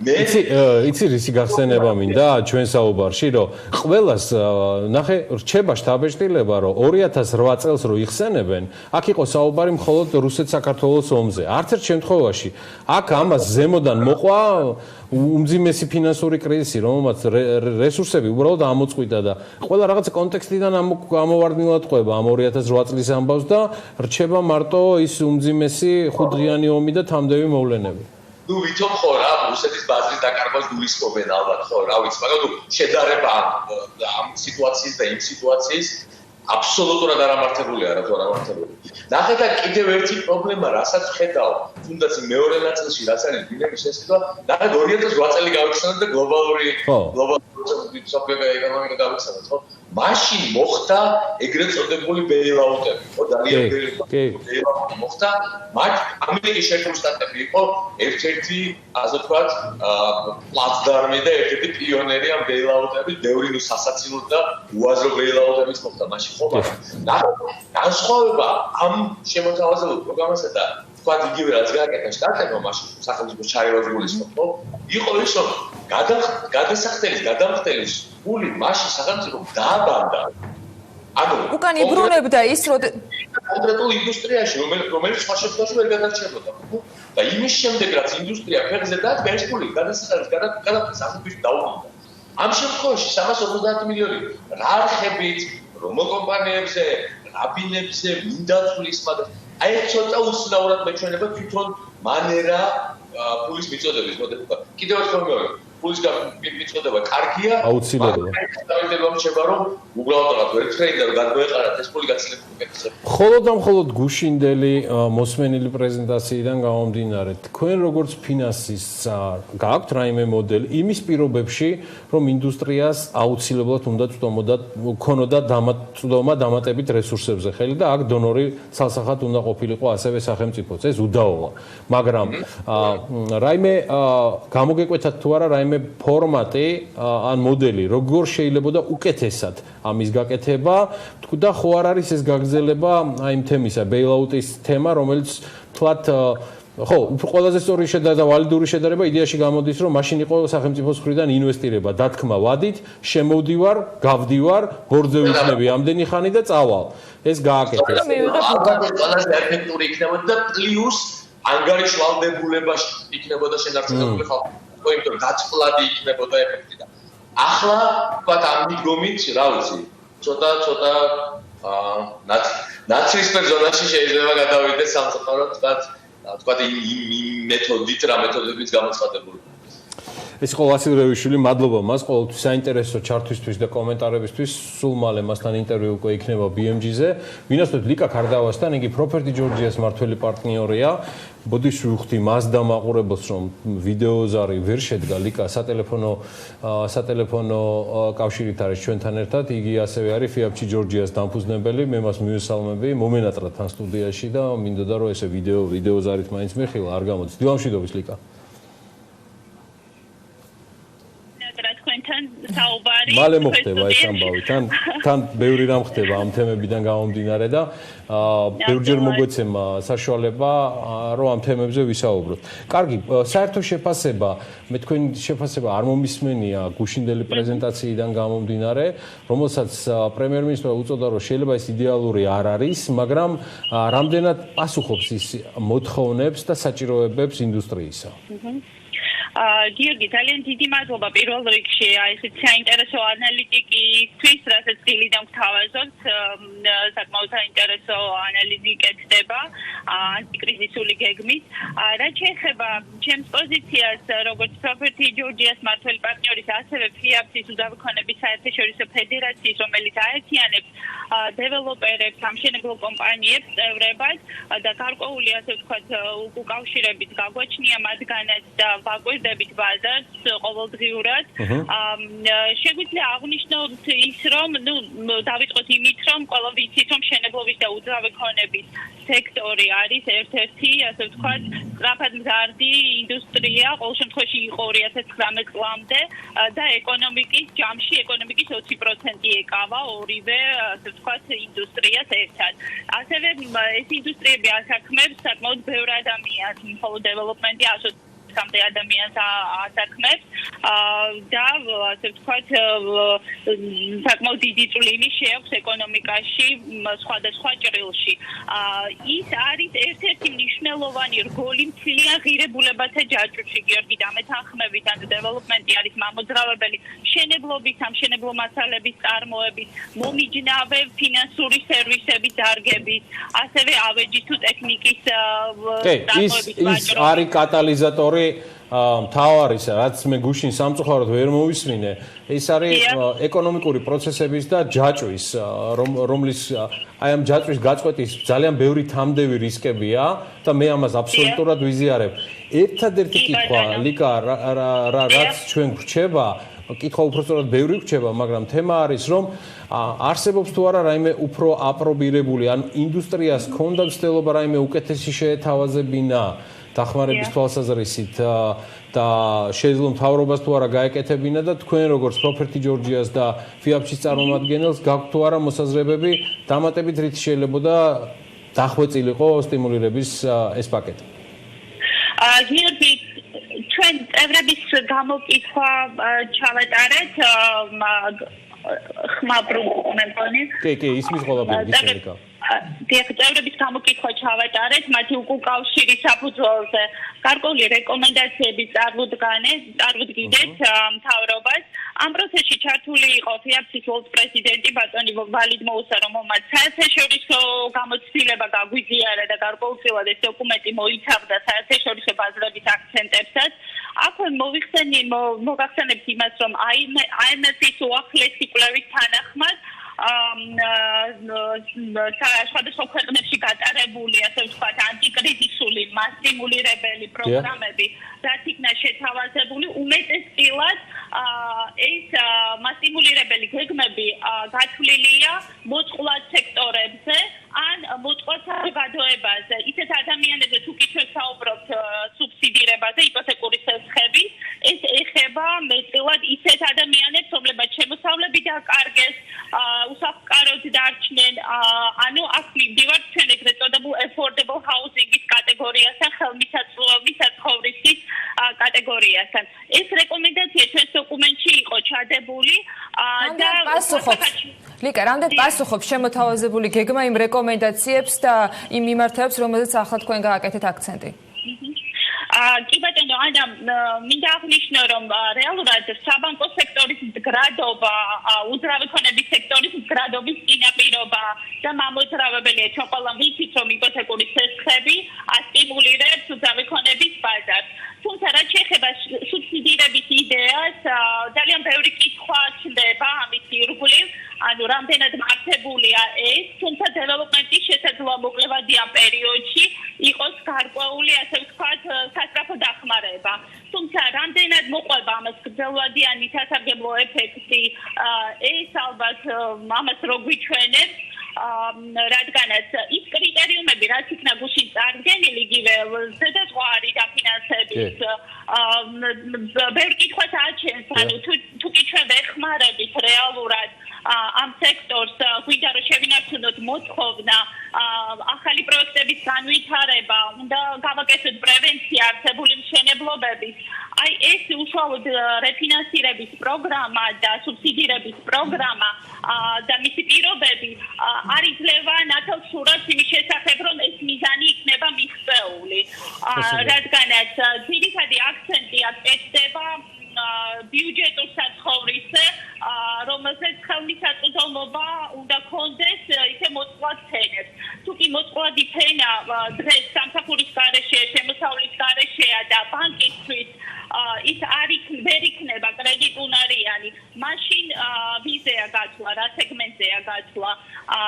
თუმცა ესე გლობალურად შევხედოთ, რა თქმა უნდა, ნებისმიერი მასტიმულირებელი გეგმა ამ სექტორისთვის მნიშვნელოვანია, რადგანაც როგორც აღნიშნეთ თავიდან, ამას მოყვება ჯაჭვური რეაქცია მთლიან, ასე ვთქვათ, მომიჯნავე სექტორებთან მიმართებაში. ლიკა, გავიგეთ, მიღებულია პასუხი, მოდი ეს თემაზე შევთანხმდეთ. ეს თემა მისი მნიშვნელობიდან გამომდინარე, შემდეგი კვირის განმავლობაშიც იქნება ჩვენთვის მთავარი თემა, შესაბამისად დარჩება კიდეც ალბათ განხილვის მთავარი თემაც ბიზნეს მედიაში, სხვა მედიებიც აიტაცებენ ამას მერწმუნეთ. ამიტომ მოდი შემდეგ კვირაში მოვახერხოთ ისე რომ სტუდიაში კვლავ შევიკრიბოთ და ამ თემაზე უფრო დეტალური საუბარიც გვექნება. პრემიერ-მინისტრი დღესაც მიდის პარლამენტში ინტერპელაციის წესით ამ თემაზეც ექნება საუბარი. დარწმუნებული ვარ, ჩვენც მეტად გადავიაზრებთ იმ შემოთავაზებას, რაც იყო წარმოთქმული და პროფესიულ წრეში კიდევ მეტად გავარჩევთ. ასე რომ გელით შემდეგ კვირაში ეთერში წინასწარ ამაზე იქნება ცხადია უკვე ჩვენი პროდიუსერებისგან ზარე. პროფესორი ჯორჯიას მართველი პარტნიორი და ფიაფში ჯორჯიას დამფუძნებელი ლიკა კარდავა იყო ამ ბლოკის სტუმარი. მადლობა ჩვენ სტუმრებს. რამდენიმე წუთში ამავე თემაზე გავაგრძელებთ საუბარს. ხაზგუნელაური დეველოპერული კომპანია რედკოს დირექტორი შემოგვიერთდება საქმიანი დილას ეთერში.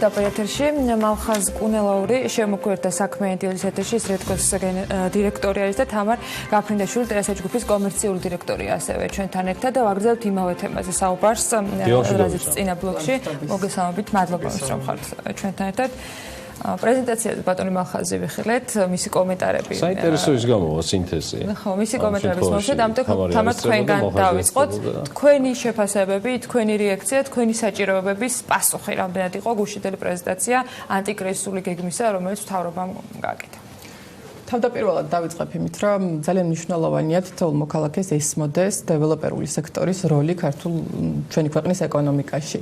ეს არის ერთ-ერთი ყველაზე სწრაფად მზარდი სექტორი და რაც ასევე ძალიან მნიშვნელოვანია და გუშინაც პრეზენტაციის დროს ითქვა, არაერთი საქმიანობა არის მასთან ირიბად დაკავშირებული. ამიტომ სწორად გათვლილი და ნაბიჯ-ნაბიჯ გათვლილი ანტიკრიზისული გეგმა საკმაოდ მასშტაბურ დადებით შედეგებამდე მიგვიყვანს.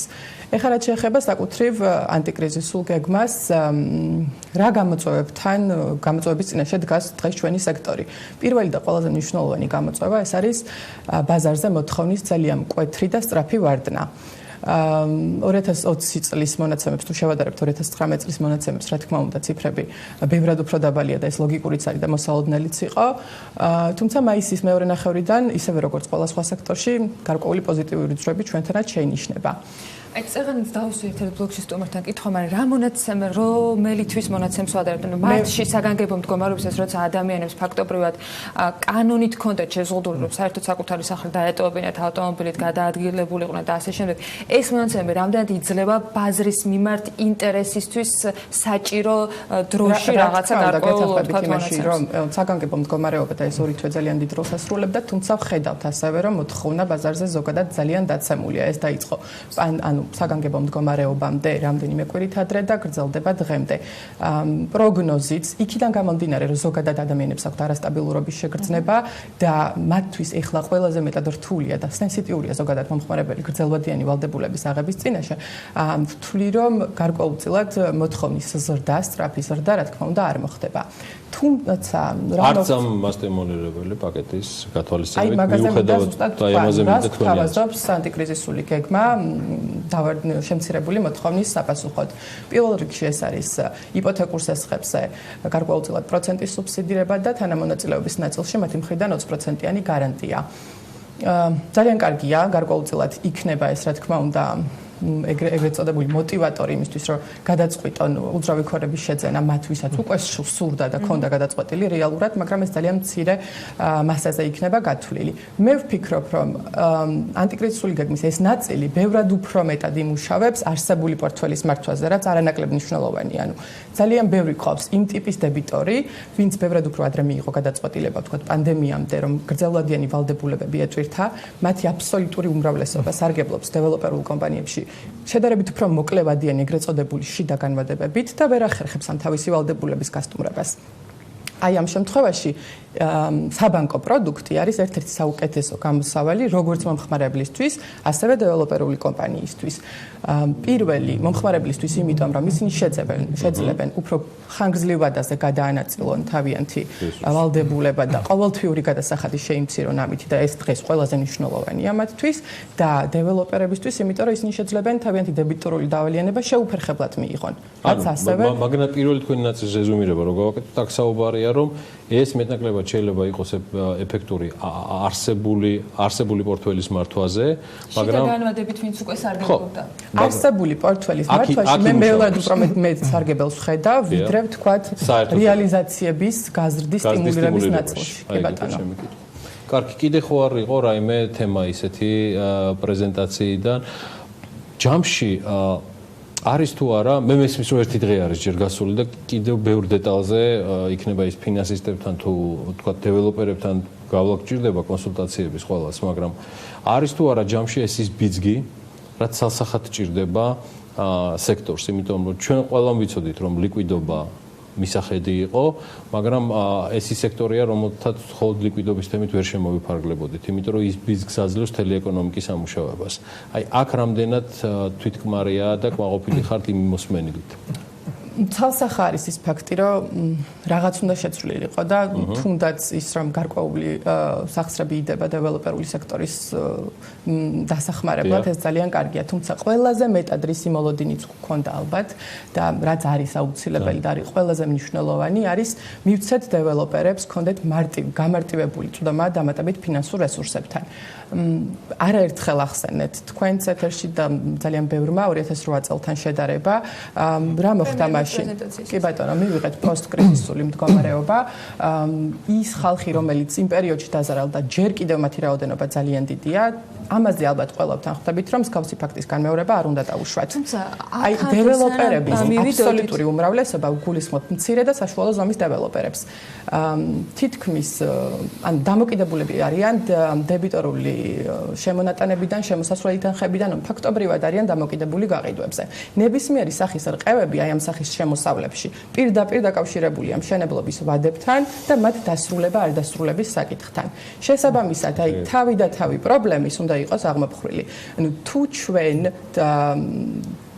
გავამარტივებთ საბანკო რეგულაციებს დეველოპერული პროექტის დაფინანსების ნაწილში და მივცემ საშუალებას რეალურად დეველოპერებს რომ კონდეთ გამარტივებული წვდომა ფინანსური რესურსებისადმი ბევრად უფრო დონეზე ვიდრე რეგულაციებით შემოვიდეთ, ხო? ბევრად უფრო მეტი პრობლემა აღმოიფხვრება ვიდრე ვთქვათ პროცენტის სუბსიდირებით, რომელიც რა თქმა უნდა გარკვეულწილად დადებით შედეგს მოიტანს, მაგრამ არა მე ვერ ვხედავ უფრო დეველოპერისთვის რა თქმა უნდა, უბრალოდ არსებული პორტფელის ნაწილში, როგორც უკვე აღნიშნე. კი ბატონო. მახას გუშინდელი ჩართვისთვის კიდევ ერთხელ დიდი მადლობა საკმაოდ აქტიური თანამონაწილეებისთვის ეთერებში.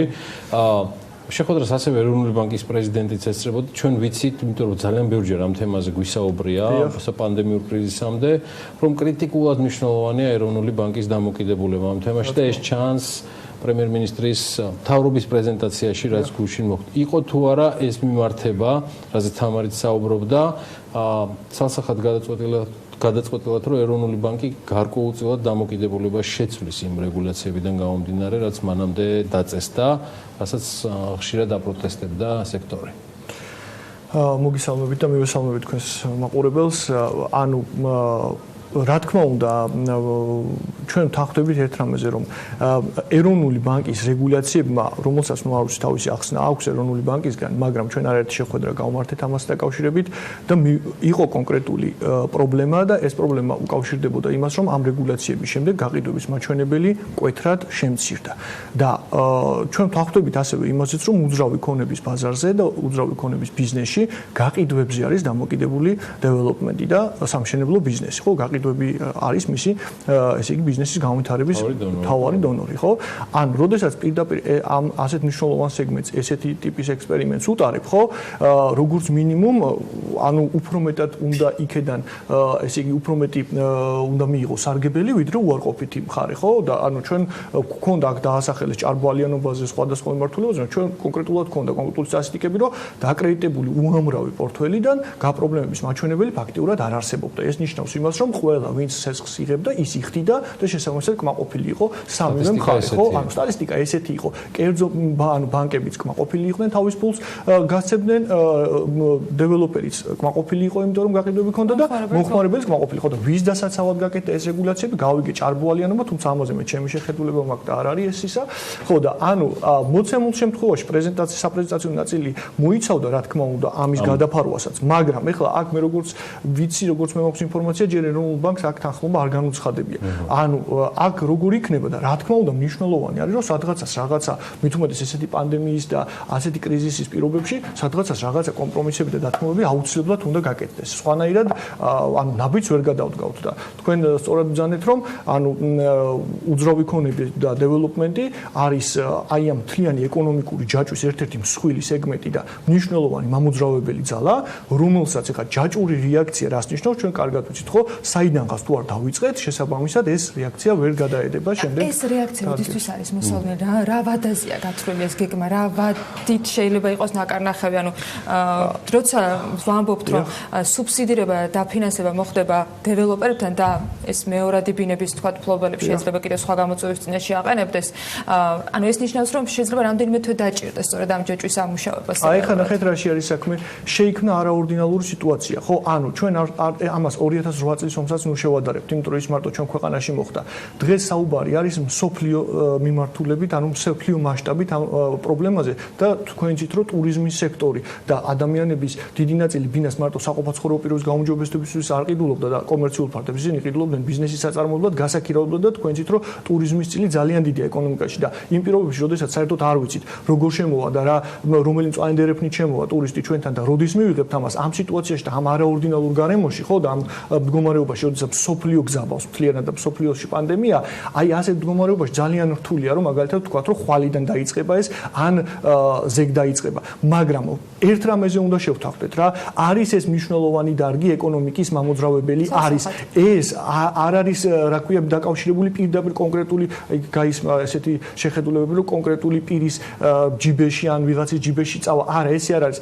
აქ საუბარი ეს მთლიანად ეკონომიკაზე, როგორც ორგანიზმზე და ეს ორგანიზმი ყველა საერთო სიკეთეა, ანუ მდიდარისაც და ღარიბისაც, ხო? ანუ ყველა ჩვენთაგანის, ყველა ამ ქვეყანაში მცხოვრები ადამიანის მის გადასახადებს იხდის ყველა საერთო სიკეთეა. და თქვენ როგორ წარმოგიდგენიათ აი ამ საერთო სიკეთის, ანუ ერთგვარ ორგანიზმს, რომ მაგალითად მოუკვეთოთ ისეთი ანუ ისეთი მნიშვნელოვანი სეგმენტი, როგორიც არის ესე იგი ეკონომიკისთვის უძრავი ქონების ბაზარი და განვითარება, ხო?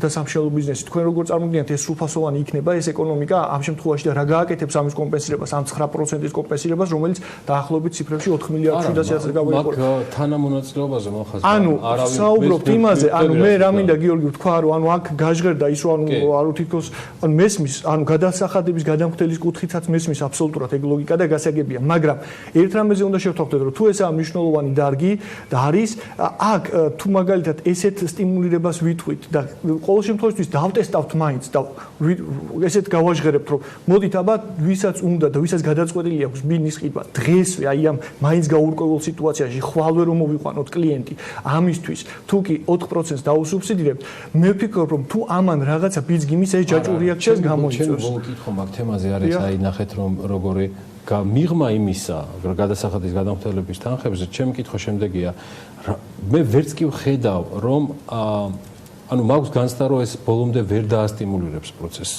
რა თქმა უნდა, ეს მარტო არ ეყოფა, კი. ამ რისკს ვხედავ. ანუ გარდა იმისა, რომ გადასახადის გადამხდელთა თანხები იხარჯება მალხაზრაზეც თანამოზიარე ვარ გარკვეული არგუმენტების, იმიტომ რომ ეს საერთო სიკეთეა, მაქვს ჩემი პოზიცია საბიუჯეტო თანხებთან დაკავშირებით.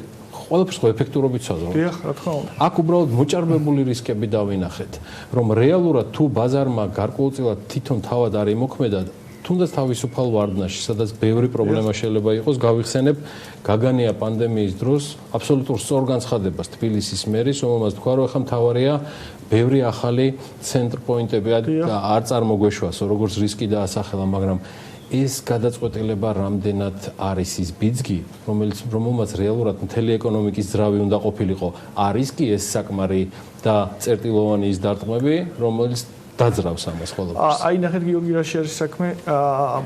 მოდი ესე ვთქვათ, რომ ანუ ერთი კონკრეტული რეცეპტი ამ კომპლექსური დარგის დასაძრავად არ არის, ხო?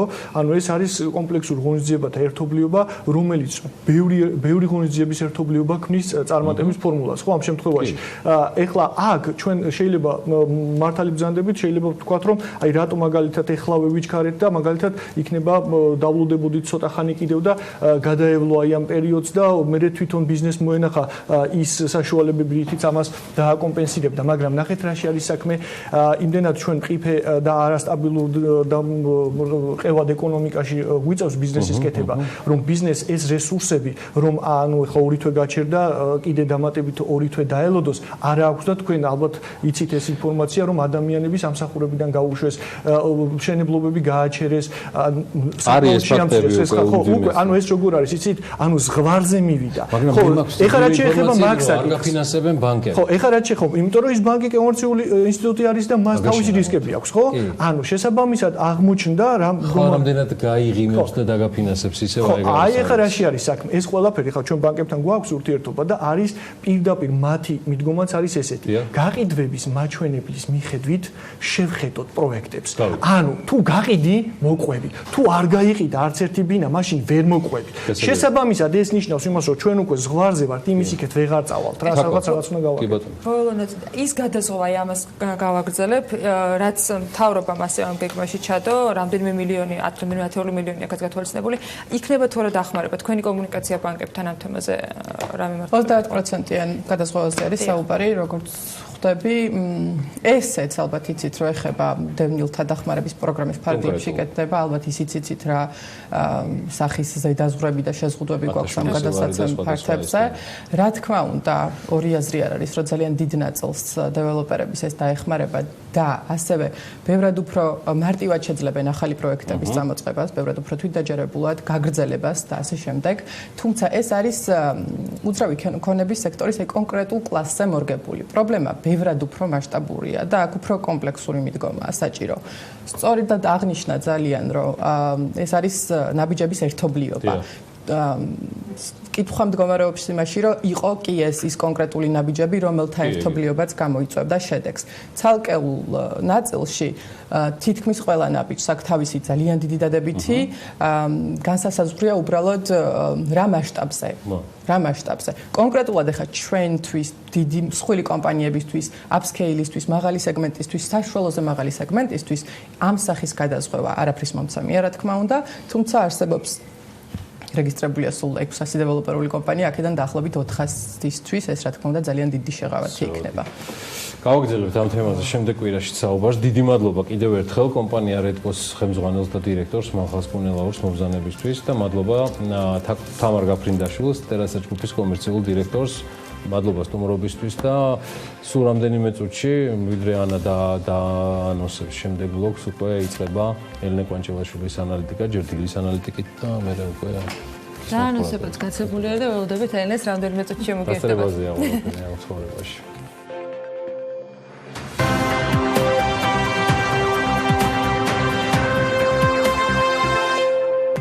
მთავრობამ დღეს უძრავი ქონების ანტიკრიზისული პაკეტი წარადგინა, რომლის ჯამური მოცულობაც 434 მილიონი ლარია. პაკეტის ფარგლებში თანხა რამდენიმე ძირითადი მიმართულებით განაწილდება.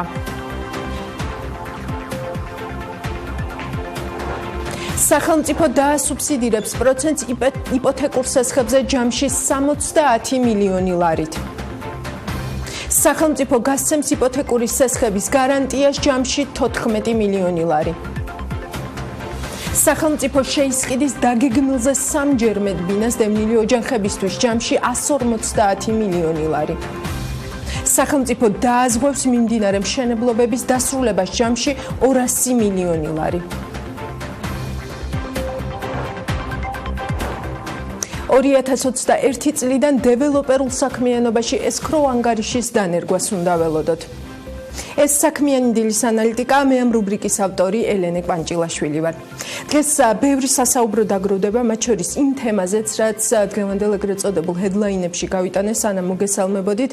პრემიერს სავარაუდოდ ამ მხარდაჭერის პაკეტზეც მოუწევს კითხვებზე პასუხის გაცემა პარლამენტში, ამიტომ საქმიანი დილის ანალიტიკას ფორმატში მე თავს დიდად აღარ შეგაცხენთ, ისედაც მოგასმენინეს უკვე ბიზნესის ხმა ანამ და გიორგიმ საკმაოდ დეტალურად. მე მხოლოდ რამდენიმე კითხვას დაგისვამთ თქვენ, ჩემს მაყურებელს, რომელიც შესაძლოა ახლა ზის და ფიქრობს, რომ ისარგებლებს მთავრობის ინიციატივით, რადგან 5 წლის მანძილზე მისი სესხის პროცენტის ნაწილს სხვა გადაიხდის. პირველი და ჩემთვის ყველაზე მნიშვნელოვანი კითხვა: გიჩნდებათ თუ არა პროტესტის განცდა, როცა ჩვენს ფულს ანაწილებენ და ამას სექტორის მიმართ მთავრობის მხარდაჭერას არქმევენ? მეორე, როგორ გესმით სექტორის ნაწილის განცხადება, რომ COVID-19-ის უარყოფითი გავლენის მიუხედავად ბინებზე ფასებს მაინც არ შეამცირებენ. მზად ხართ თქვენი გადასახადის ხარჯზე შენარჩუნდეს ბაზარზე მაღალი ფასი. მესამე, იმ პირობებში, როდესაც არ იცით, იქნება თუ არა ვირუსის მომდევნო ტალღები, მოგვიწევს თუ არა კიდევ ერთი ლოკდაუნი და როცა არც ერთ ამ კითხვაზე არც მთავრობას აქვს ზუსტი პასუხი თქვენთვის. რამდენად გარისკავთ, აიღოთ გრძელვადიანი სესხი და იყიდოთ ბინა. ამ კითხვებზე თქვენი პასუხი დღეს კრიტიკულად მნიშვნელოვანია, რადგან ამაზეც არის დიდწილად დამოკიდებული ის, თუ რამდენად ეფექტიანი იქნება საბოლოო ჯამში მხარდაჭერის ეს პაკეტი და რამდენად დათვლადი იქნება საბოლოო ჯამში ის, თუ ვისთვის რამდენი და სად წავიდა გადასახადების გადამხდელების მიერ ბიუჯეტში შეტანილი მილიონები. დანარჩენზე ვიმსჯელოთ ანალიტიკაში. მანამდე კვირის სხვა მნიშვნელოვანი ტრენდები. ამ კვირაში საქართველოს ენერგეტიკისა და წყალმომარაგების ეროვნულმა კომისიამ 2019 წლის საქმიანობის ანგარიში გამოაქვეყნა. დოკუმენტი სხვადასხვა ქვეყანაში ელექტროენერგიის სამომხმარებლო ტარიფის მიმოხილვასაც შეიცავს. ანგარიშის მიხედვით 2019 წლის მდგომარეობით საქართველოში 1 კილოვატ-საათი ელექტროენერგიის საშუალო ფასი დაახლოებით 19 თეთრში ადგენს, რაც ევროპის ქვეყნების უმრავლესობაში მოქმედ ტარიფთან შედარებით უფრო ნაკლებია. ეს საქართველოს მთავარ კონკურენტულ უპირატესობას წარმოადგენს, როცა საქმე გრძელვადიან ინვესტირებას და ამ ქვეყანაში ბიზნესის წარმოებას ეხება. პოსტპანდემიურ პერიოდში ყველა ასეთ უპირატესობას ოქროს ფასი დაედება. მეორე მხრივ, რაც უფრო მეტი კილოვატ-საათის გამომუშავებაში შევძლებთ ადგილზე, მით უფრო მეტად შევინარჩუნებთ ბიზნესის წარმოებისთვის ხელსაყრელ გარემოს და გავზრდით ენერგოდამოუკიდებლობას და უსაფრთხოებას, რადგან მით ნაკლებად ვიქნებით დამოკიდებული იმპორტირებულ ელექტროენერგიაზე, რომლის მთავარი წყაროც დღეს რუსეთია. ჩვენ მოვიკითხეთ, რა შედეგები აქვს შუახევი ჰესს, რომელიც 2020 წლის დასაწყისიდან უწყვეტად ოპერირებს და ადგილზე გამომუშავებული ელექტროენერგია 200,000 კილოვატ-საათში ადგენს. მოგესალმებით და დიდი მადლობა თქვენი დროისთვის. 2019 წლის ნოემბერში ჩვენს ეთერში თქვით, რომ შუახევი ჰესის ოპერირების დასაწყებად საჭირო სამუშაოების დასრულება დეკემბრის ბოლოს იანვრის დასაწყისში იგეგმებოდა და ჰესი 2020 წლის იანვრის ბოლოს უკვე დაიწყებდა ელექტროენერგიის გამომუშავებას. რა ხდება დღეს? უპირველეს ყოვლისა, მადლობას გიხდით, რომ საშუალება მეძლევა ჩვენი პროექტის შესახებ მოგაწოდოთ ინფორმაცია. დიახ, როგორც 2019 წლის ნოემბერში მოგახსენეთ, ყველა სამუშაო განრიგის თანახმად 2019 წლის დეკემბრის ბოლოს დასრულდა და 2020 წლის იანვარში ჩვენ გვირაბებისა და წყალსაცავების შევსება დავიწყეთ. 2020 წლის თებერვლის დასაწყისში დაიწყო ექსპლუატაციაში შესრულის ღონისძიებები, რომლებიც ხარვეზების გარეშე დასრულდა. 2020 წლის მარტში კი ჰესმა ოპერაციული მზადყოფნის სერტიფიკატი მიიღო. ოპერირების განახლების შემდგომი პროცესი როგორ მიმდინარეობდა და ახალი გამოწვევების წინაშე ხომ არ დადეკით? არა, ჰესის ხელახალი ამუშავების შემდეგ ახალი გამოწვევები არ ყოფილა. 2017 წელშიც კი ექსპლუატაციაში ჩაშვების ღონისძიებები შეფერხების გარეშე განხორციელდა, ვინაიდან ყველა ჩვენი სატესტო პროტოკოლი და აღჭურვილობა კარგად იყო შერჩეული. ჩვენ სრულად ვიცავდით ჰესის პრეზერვაციის პროტოკოლს იმის უზრუნველსაყოფად, რომ ყველა აღჭურვილობა ოპერირებისთვის მზადყოფნაში ყოფილიყო. წინა საექსპლუატაციო აქტივობების დაწყებამდე ჩატარდა შესაბამისი ტესტები და შესაბამისად ყველაფერი ხარვეზების გარეშე მიდიოდა ამასთან ერთად ქართული კანონმდებლობის მოთხოვნების შესაბამისად და როგორც წინაპირობა ოპერაციული მზადყოფნის სერტიფიკატის მისაღებად ტექნიკური და სამშენებლო ზედამხედველობის სააგენტოსა და საქართველოს სახელმწიფო ელექტროსისტემას მიეწოდა ყველა საჭირო დოკუმენტი და ჩატარებული ტესტების ანგარიშები. გარდა ამისა, ზედამხედველობის სააგენტომ გვირაბებში შესრულებული სამუშაო შემოწმების მიზნით საკუთარი წარმომადგენელი დანიშნა, ხოლო ძირითად აღჭურვილობაზე ჩატარებული ტესტების ყველა ანგარიში წესისამებრ წარვადგინეთ.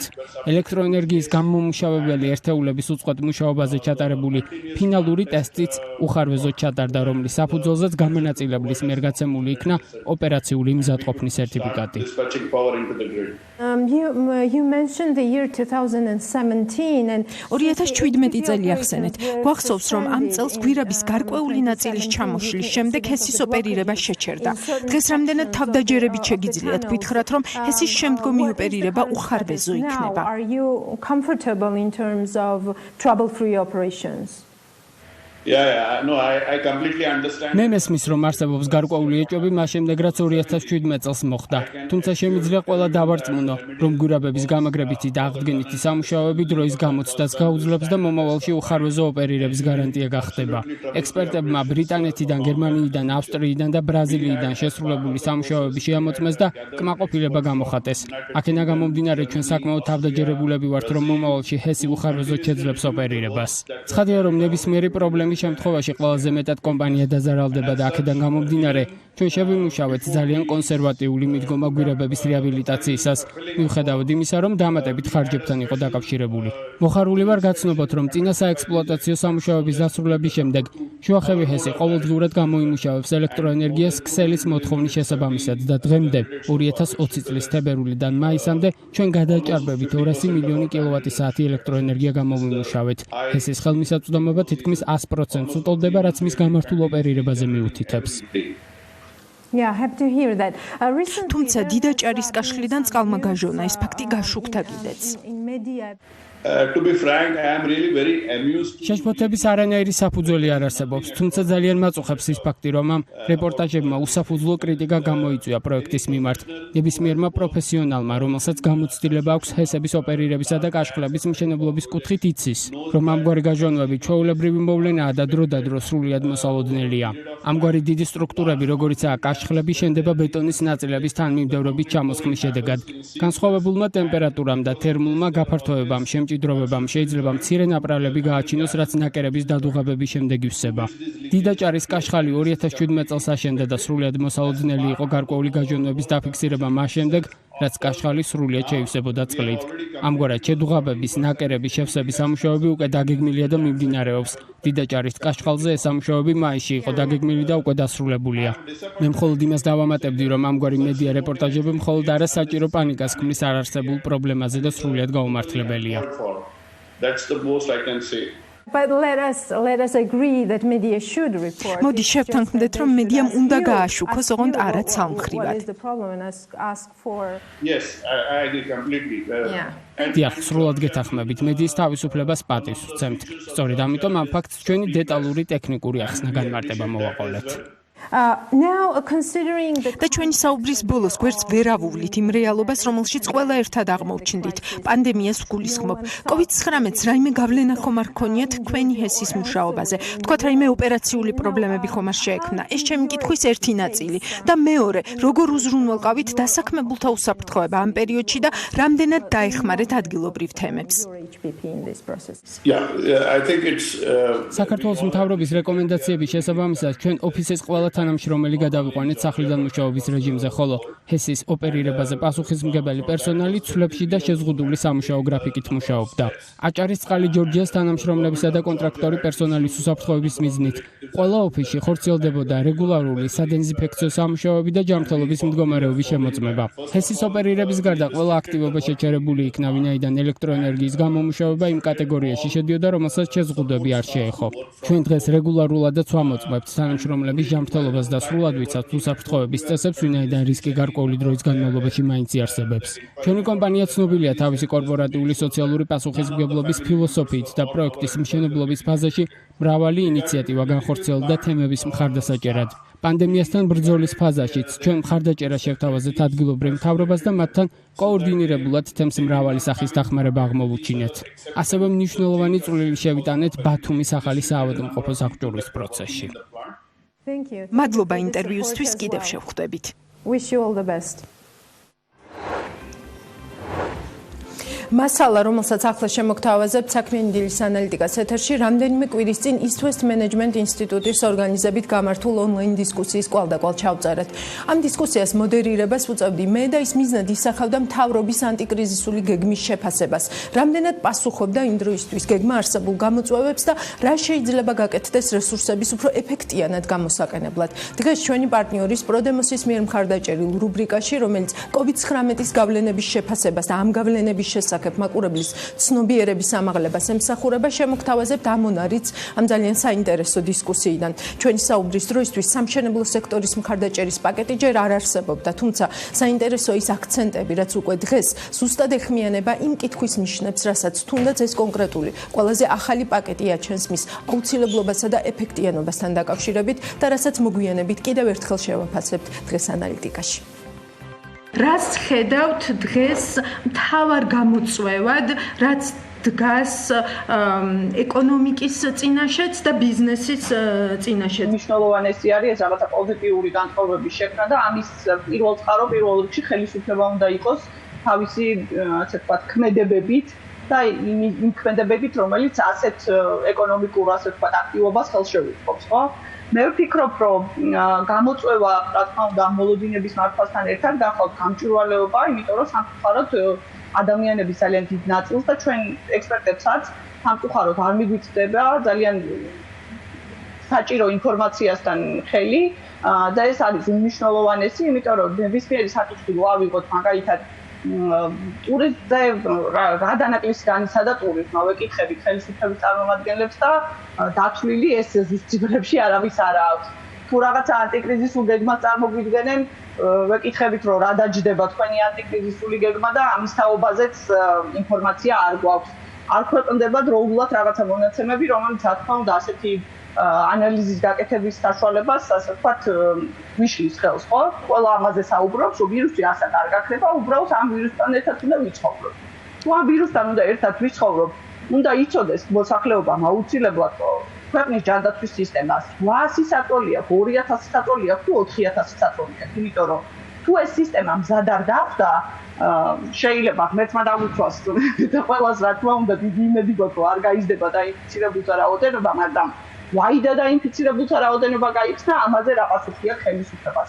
ამიტომ რას ამბობ, ნინო, რომ დღეს კითხვები უფრო მეტი გაქვს, ვიდრე პასუხები ამ ნაწილში? რა თქმა უნდა, იმიტომ რომ გამჭვირვალეობა მეორე საკითხი ჩემი აზრით, რა თქმა უნდა არის გამჭვირვალეობაზე საუბარი და ჭირდება ასევე რა თქმა უნდა ეს ყველაფერი რო იყოს ფურცელზე გადატანილი და დაწერილი, რომ გქონდეს ამ ყველაფრის ანალიზის საშუალება და ჩემი აზრით მე ვფიქრობ, რომ ის დახმარებები, რომელიც ხელისუფლებამ გამოაცხადა, რომ რაღაც საყოველთაო დახმარებების ასე ვთქვათ პაკეტი ვით არის, მე ვფიქრობ, რომ ეს არასწორი მიდგომაა, იმიტომ რომ ძალიან ადვილად შეიძლება იმ სექტორების და იმ ვისაც რეალურად მიადგას არ არის ამ ყველაფრის დაცვა, იმიტომ რომ არა ვარ დიდარი ქვეყანა, რომ შეგვეძლოს ყველას დავეხმაროთ, ხო, ანუ ეს არის შენი აქცენტი.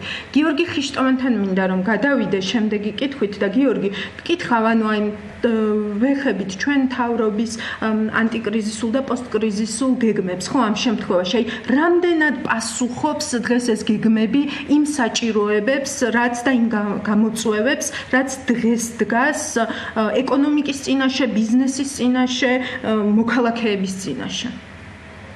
მოდი გამოწვევებზე დავამატებდი თუ შეიძლება რამოდენიმეს და მე პასუხს ვთქვა რა ვიტყვი. მე ვხედავ გამოწვევას პირველი უმუშევრობაში და ამ უმუშევრობის მასშტაბის გაზომვის შეუძლებლობაში, ანუ ჩვენ არ ვიცით, ხო, რაღაცა შეიძლება გავიგოთ დაქირავებით დასაქმებულები როგორ შემცირდა, მაგრამ არ ვიცით. ამერიკაში მგონი საათობით იცვლიან რომ წინა საათზე რამდენი უმუშევარი იყო და ამ საათზე რამდენი უმუშევარი დაემატა ან დააკლდა. ჩვენთან დღემდე არ ვიცით რა ეფექტი შექონდა ამ კრიზისის 2 თვის განმავლობაში უმუშევრობაზე. ამიტომ ანუ გამოწვევა უმუშევრობა და გამოწვევის გამოწვევაა რომ არ ვიცით უმუშევრობის სტატისტიკა, ხო? ანუ ვაფასებთ კრიზისს, ვიცით რომ შეეხო ბევრ ადამიანს, მაგრამ ყველაზე ესე ვთქვათ, კიბლეული შეხება ამ ადამიანებზე იყო ის რომ მათ დაკარგეს სამსახური და პასუხი კითხვაზე რამდენმა დაკარგმა არ ვიცით და რადგანაც არ ვიცით რამდენმა დაკარგვა, არ ვიცით პასუხი როგორ გავცეთ ამ გამოწვევას. აი ეს არის ჩემთვის ერთი პრობლემა. მეორე არის ასე ვთქვათ, რისკი იმის, რომ ეს ბიზნეს მოდელები, რითაც ოპერირებდა საქართველოში მცირე და საშუალო ბიზნესი, სხვა რამეზე დაიწყოს ფიქრი, როგორ შეიძლება მას შემოსავალი ნაღოს, რაც ძელვადიან პერსპექტივაში დაარღვევს ზოგადად ეკონომიკურ სისტემას, ეკოსისტემას. მესამე ეს არის ის, რომ დახმარებამ შეიძლება არ მიაღწიოს დანიშნულებამდე, ან მიაღწიოს იმ ჯგუფებზე, რომელიც შეიძლება ყველაზე ნაკლებად საჭიროებს დღეს დახმარებას და ამას დაუკავშირებდი რისკებს პროტექციონიზმის, რისკებს ლობიზმის, დარწმუნებული ვარ, რომ დღეს ძალიან ბევრი ბიზნესი ცდილობს, რომ მიიღოს რაღაცა დახმარების ნაწილი და ასე ვთქვათ, დაუსაბუთოს თავრობას, რომ მისი დახმარება არის კრიტიკულად მნიშვნელოვანი სხვებთან შედარებით და აქედან გამომდინარე რისკს ხედავ იმაში, რომ ამიტომ არასწორად განაწილდეს ისედაც მცირე რესურსი, რომელიც დღეს თავრობას გააჩნია და აქ სერიოზულ რისკებს ხედავ ხსენებაც კი იმის, რომ შეიძლება შაქრის წარმოება გავაძლიეროთ საქართველოში და ახალი რაღაცა ძველი გაწარუმატებელი მოდელები ბიზნესი საქართველოში ისევ დადგეს ისეს რიგში, რომ სახელმწიფო მხარდაჭერით სარგებლობდნენ, ამის ასე ვთქვათ რისკი არის და ამის რისკი რაც უფრო მაღალია, მით უფრო ხმამაღლა უნდა ვილაპარაკოთ, რომ ეს არასწორია. ეს არწმუნებული ვარ, დღეს რიგები შეიძლება იდგეს თავრობის ადმინისტრაციაში ბიზნესების, რომლებიც ამბობენ, რომ წავახალისოთ ადგილობრივ წარმოებას, წავახალისოთ რაღაცა კონკრეტული სექტორები, იმიტომ რომ ჩვენ 2 წლის მერე შევძლოთ რომ გქონდეს საკუთარი რაღაცის წარმოება. ხო, გიორგი, მაგრამ ეგ არ არის მხოლოდ საქართველოს პრობლემა, ხო? ანუ ამ შემთხვევაში მსოფლიომაც დაიწყო გარკვეულწილად ამაზე საუბარი, ხო? და COVID-19-ის ბუნებასთან რაღაცნაირად თანხვედრაში მოდის ასეთი ტიპის. უბრალოდ მსოფლიოში იკვეთება აშკარად ელენე, რომ ეს რისკი, რომ ასე აუცილებელი არის, ესე ვთქვათ, სახელმწიფო იყოს თვითკმარი თუ რაღაცა თავის თვითონ არ გამოჩნდა ამის აუცილებლობა. რა ფაქტიურად გაჩერებული ეკონომიკის პირობებშიც კი ვაჭრობა და მომარაგება და ეს რაღაცა ჯაჭვები მიწოდების არ დარღვეულა რა და ჩვენთან უნდა ეს ინფორმაციაც უნდა შემოვიდეს. გიორგი, თქვენთან გადმოვალ ახლა კითხვით და მაშინ ესე ვთქვათ, ანუ რა იქნებოდა უფრო სწორი გზა, ესე ვთქვათ, ამ გეგმების ანტიკრიზისული იქნება თუ ეს პოსტკრიზისული, რამდენად საჭიროა ასე ამ გეგმების დაყოფა და რა უფრო სწორია ადამიანებზე აქცენტირება, როგორც ეს ჩვენ დავინახეთ ანტიკრიზისულ გეგმაში, თუ ბიზნესის დახმარებაზე აქცენტირება და ბიზნესის დახმარებით უკვე კონკრეტული ადამიანების დახმარება. რამდენიმე საკითხს მინდა გამოვიხმაურო, რაზეც მიდიოდა საუბარი. ანუ პირველ რიგში პირველად როდესაც დაგვატყდა ასე ვთქვათ ეს შოკი თავს, საკმაოდ მომზადებლები ვიყავით არა მარტო ჩვენ, არამედ მთლიანად სოფლიოში, არ იცოდნენ გავრცელების სპეციფიკები, იმიტომ რომ მაგალითად სულ ავიღოთ Baker Friedmanis ინსტიტუტს ჰქონდა გამოქვეყნებული კვლევა, როდესაც გამოიყენეს იმპერიალ კოლეჯის პროგნოზები, ასე ვთქვათ და სოციალური დისტანცირების წმინდა ეკონომიკური ეფექტი ჰქონდათ დაახლოებით 8 ტრილიონზე დათვლილი, ხო, ანუ გამოიყენეს სიცოცხლის ღირებულება, ასე ვთქვათ და მაშინ თვითონ მივიჩნიეთ, რომ ეს ჩაკეტვა იყო ოპტიმალური გამოსავალი. თუმცა უახლოეს მომავალში მას შემდეგ რაც გახსნას დავიწყებთ ჩვენ ერთის მხრივ უფრო მეტი ინფორმაცია გვაქვს და უფრო კარგად შეგვიძლია მართოთ პროცესები ეს პერიოდი უნდა გამოიყენებინა და უნდა გააგრძელოს სახელმწიფომ იმისთვის გამოყენება რომ ჯანდაცვის სექტორში ზოგადად ჰოსპიტალურ ნაწილშიც გაიზარდოს კეპასიტეტი შესაძლებლობები ასე ვთქვათ და ამავდროულად იყოს ძალიან კონკრეტული მექანიზმები მაგალითად შემთხვევითი ტესტირებები თუ ასე შემდეგ რომელსაც გამოვიყენებთ იმისთვის რომ პროაქტიულად ვახდენდეთ შეფასებას იმისი რა შეიძლება გველოდებოდეს რომ ისევ რაღაც კაცრი ჩაკეტვის გამოყენება არ დაგჭირდეს უახლოეს მომავალში იმიტომ რომ ამას უკვე ფინანსურადაც შეიძლება ვეღარ გავუძლოთ ამ ზატყოფნის შექმნაში მათ შორის ძალიან მნიშვნელოვანი როლი შეიძლება ჰქონდეს კერძო სექტორს იგივე თქვათ მიღების თემაში ხო შესაძლებელია რომ მარაგების შექმნა სახელმწიფო დონეზე სწორედ კერძო სექტორისგან უფრო ღია საბაზრო შესაძლებლობების მიცემით მოხდეს ეს შესყიდვა და ამ მარაგების შევსება ისეთი მარაგების რომელიც შემდეგ უკვე უსაფრთხოებაზე პირდაპირ გავლენას მოახდენს რა უკავშირდებით იგივე გამჭვირვალობის საკითხებს რომელიც მიმახსენა რაც შეეხება შენ კითხვას ელენე იმასთან დაკავშირებით როგორ ჯობდა დახმარება პირდაპირ ადამიანების თუ არა ჩემი აზრით საწყის ეტაპზე როდესაც თავარი გამოწვევა მაინც სოციალური ხასიათის იყო აუცილებელი იყო პირდაპირ ოჯახების და ადამიანების დახმარება ხოლო რაც შეეხება შემდგომ ეტაპს ანუ ბიზნესის დახმარებას შესაძლებელი იყო ისეთ მაგალითად ეკონომიკის გადასახადებში თუნდაც საბანკო არსებულ სესხებზე საბანკო პროცენტზე გარკვეული შეღავათების კუთხით, იმიტომ რომ ძირითადი შემოსავლები ის გადასახადები როგორც არის DGG, მოგება, შემოსავლის მიბუნია ეკონომიკურ აქტივობაზე. ჩვენ აქ როცა მიზნობრივ და უნივერსალურ დახმარებების დადებით და უარყოფით ხარებზე საუბრობთ მნიშვნელოვანია გავითვალისწინოთ რომ როცა მიზნობრივი არსებობს რისკი რომ ამ დახმარებას არიღებს ყველა და ვინც იღებს ამას შეიძლება არასამართლიანად და არა იმის პროპორციულად იღებდეს რა ზიანიც კი ბატონო თვით დასაქმებულები მაგალითად ამის კარგი მაგალითია ხო რეალურად შეიძლება ყველაზე მოწყვლადი ჯგუფი არიან ამიტომ მინდა რომ ამ თემაზეც გავამახვილოთ ყურადღება კი აქ ანუ ეს ჩვენი კვლევა რომელიც ახსენეთ ზუსტად ამას უსვამდით ხაზს რომ თუ შენ მოთხოვ თვითდასაქმებულ ადამიანებს რომ დაადასტურონ ეს გააკეთა დაახლოებით ამერიკამ დაახლოებით გავსი მექანიზმი ყველაზე მოწყვლად ყველაზე უფრო უჭირს ამის დასაბუთება და შესაბამისად შეიძლება ყველაზე უფრო გაჭირებულთან ამ მეთოდით ვერ მივსულიყავით დაანონსებულ გეგმაში მე ერთი კიდევ მნიშვნელოვანი ჩემი აზრით ხარვეზი რაც არის ძალიან დიდი დისბალანსია დასაქმებულის ხარდაჭერასა და თვითდასაქმებულის ხარდაჭერას შორის. თუმცა რო შევაჯამოთ აი ნინოს სულისკვეთებას იმ ნაწილში რომ საბოლოო ჯამში გამოსავალი არის გახსნა ეკონომიკის და ამ ადამიანების წვდომის დაბრუნება ბაზარზე. რამან თუ ბაზარზე წვდომა ექნება შეიძლება საკუთარი პროდუქციის გაყიდვას მე ისინი დიდწილად უფრო უკეთ მიხედავენ საკუთარ თავს, ვიდრე რაიმე ტიპის სოციალური თუ ბიზნეს ხარდაჭერა დიდ სურათზე და ერთსაც ძალიან მოკლედ ვიტყვი. საწყის ეტაპზე თავრობა საკმაოდ დიდი ვადა აიღო სანამ პირველი პაკეტი დაანონსა და შემდეგ უკვე რაღაც სწრაფად ხდება გადაწყვეტილების მიღება. მე ვფიქრობ, რომ იქიდან გამომდინარე განსაკუთრებით ბიზნესის ნაწილში, როცა ჩვენ არც ჩვენ და არც სრულად სახელმწიფომ არ იცის გავლენის მასშტაბი, არ იცის ვის როგორ შეეხება, ვის რა პრობლემები შეექმნება, არ იქნება რეკომენდებული, რომ მნიშვნელოვანი დახმარების პაკეტები ეხლავე დავაანონსო. ის სიტუაცია, გაუარესებული საბაზრო მდგომარეობა და რეალობა რაც არის ქვეყანაში აისახოს ბაზარზე, ფასებში, მიწოდავაში, ოთხონაში ასე შემდეგ და მერე უფრო შეიძლება ეფექტური იყოს აისახოს გავლენა ფასებში და შემდეგ მივიღოთ დახმარების გადაწყვეტილება, ეს ითქვა მანამ სანამ სამშენებლო სექტორის მხარდაჭერის პაკეტზე რამეს შევიტყობდით. ადგილობრივ წარმოებაზე გავაკეთებთ აქცენტს უკვე რეკლამის და ამინდის პროგნოზის შემდეგ ჩვენი სტუმარი იქნება ლუკა ჭელიძე, ქართულ მაღაზიათა ასოციაციის თავმჯდომარე, ასე რომ მალე დავბრუნდებით პირდაპირ ეთერში.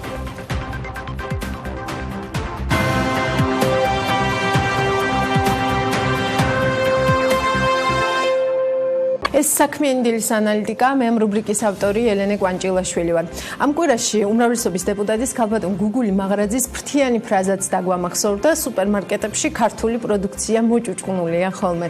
ეს ფრაზა იმ ინიციატივის ნაწილია, რაც ქალბატონ გუგული მაღრაძემ ამ რამდენიმე დღის წინ პრემიერის პარლამენტში მოხსენებით გამოსვლის დღეს გააჟღერა. კერძოდ, გუგული მაღრაძემ მოითხოვს მთავრობამ ხელი შეუწყოს და ყველა სუპერმარკეტში იყოს სპეციალური სტენდი, კარგად გაფორმებული სტენდი, რომელიც ქართულ პროდუქტს გაუწევს პოპულარიზაციას. რად უნდა ამას მთავრობის ხელშეწყობა? მე გულწრფელად რომ გითხრათ, არ მესმის, თუმცა ამისთვის სტუმარი ყავს ლუკა ჭელიძე, ქართულ მაღაზიათა ასოციაციის თავმჯდომარე. თუმცა, სანამ მას გავესაუბრები, მინდა ლევან თაგიაშვილის მიერ მომზადებული სიუჟეტი შემოგთავაზოთ, რომელმაც შეამჩნია, რომ მომხმარებლის ქცევა პანდემიის პირობებში შეიცვალა და დღეს ის ჰიპერმარკეტებთან შედარებით საშუალო და მცირე ზომის უბნის მაღაზიებს უფრო ხშირად სტუმრობს. როგორ ხსნიან ამ ტენდენციას ექსპერტები და თავად ბიზნესი? ამ ყველაფერს თავი ლევან თაგიაშვილმა საქმიანი დილას ანალიტიკასთვის მოუყარა. პანდემიამ და დისტანციურმა მუშაობამ პირველადი მოხმარების საგნებზე რომ მოთხოვნა გაზარდა, ამას მარტივად შეუერაღებელი თვალითაც მიხვდებოდით არსებული რიგების ფონზე.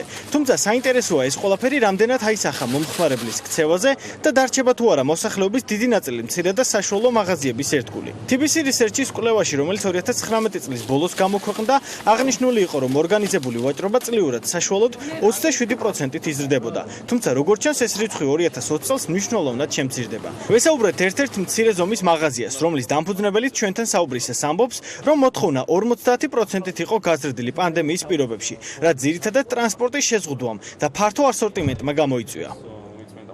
მომხმარებელს დიდი მანძილზე გადაადგილება არ უწევდა თან იმ პირობებში, როდესაც ტრანსპორტის პრობლემა იყო. მეორე, ვფიქრობ, რომ იმის გარდა რომ არ გადაადგილდებოდნენ შორს, ამის გარდა ჩვენ დადგენილი რეკომენდაციების შესრულება უკეთესად შევძლებთ ჰიპერმარკეტებთან შედარებით. ჩვენ უკეთესად ვარეგულირებდით რიგებს და დისტანციას და გარდა ამისა, ალბათ ფსიქოლოგიური მომენტიც იყო იმ ვარიანტში, რომ მოდიოდა მომხმარებელი, რომელსაც თავისთან ახლოს ხდებოდა პირველადი მოხმარების საქონელი. ჩვენ შეიძლება ითქვას, რომ რაღაც მომზადებულები შევხვდით ამ სიტუაციას, იმიტომ რომ პოსტტერმინალები უკვე არსებობდა ჩვენს მაღაზიაში, ზოგადი ჰიგიენის და წესები დაცული იყო სურსათმცემლობის სამსახურის რეკომენდაციებიდან გამომდინარე. საშუალო და მცირე ზომის მაღაზიებში მომხმარებლების მატებაზე საუბრობენ დისტრიბუტორთა ბიზნეს ასოციაციაშიც. მისი ხელმძღვანელი ივაჭყონია ამბობს, რომ 2020 წელი მსხვილი ჰიპერმარკეტებისთვის პოზიტიური ნაკლებად იქნება. თუმცა 2021 წელს ყველაფერი ძველ ტენდენციებს დაუბრუნდება. იმისთვის, რომ მცირე და საშუალო ზომის მაღაზიებმა გაზრდილი დატვირთო შეინარჩუნონ, აუცილებელი იქნება ინფრასტრუქტურის მოწესრიგება და უკონტაქტო გადახდების გააქტიურება, რაც მომხმარებლის მოთხოვნებს სრულად დააკმაყოფილებს.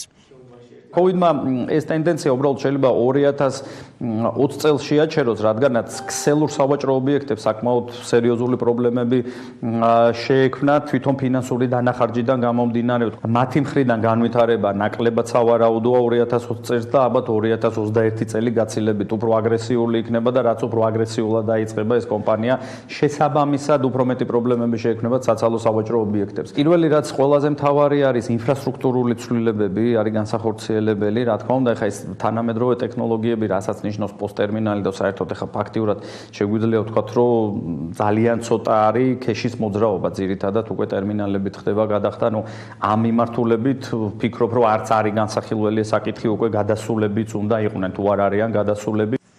მხოლოდ ინფრასტრუქტურის განვითარება და პოსტერმინალების დამატება საკმარისი არ იქნება და მცირე და საშუალო მაღაზიებს ციფრულ სამყაროში გააქტიურებაც მოუწევს. ასეთია მარკეტინგის სპეციალისტების აზრი, რომლებიც მომხმარებლის ქცევაზე საუბრობენ და აღნიშნავენ, რომ სოციალურ ქსელებში აქტივობა თუ ვებგვერდების არსებობა უახლოს მომავალში ნებისმიერი ზომის მაღაზიის არსებობისთვის აუცილებელი პირობა იქნება.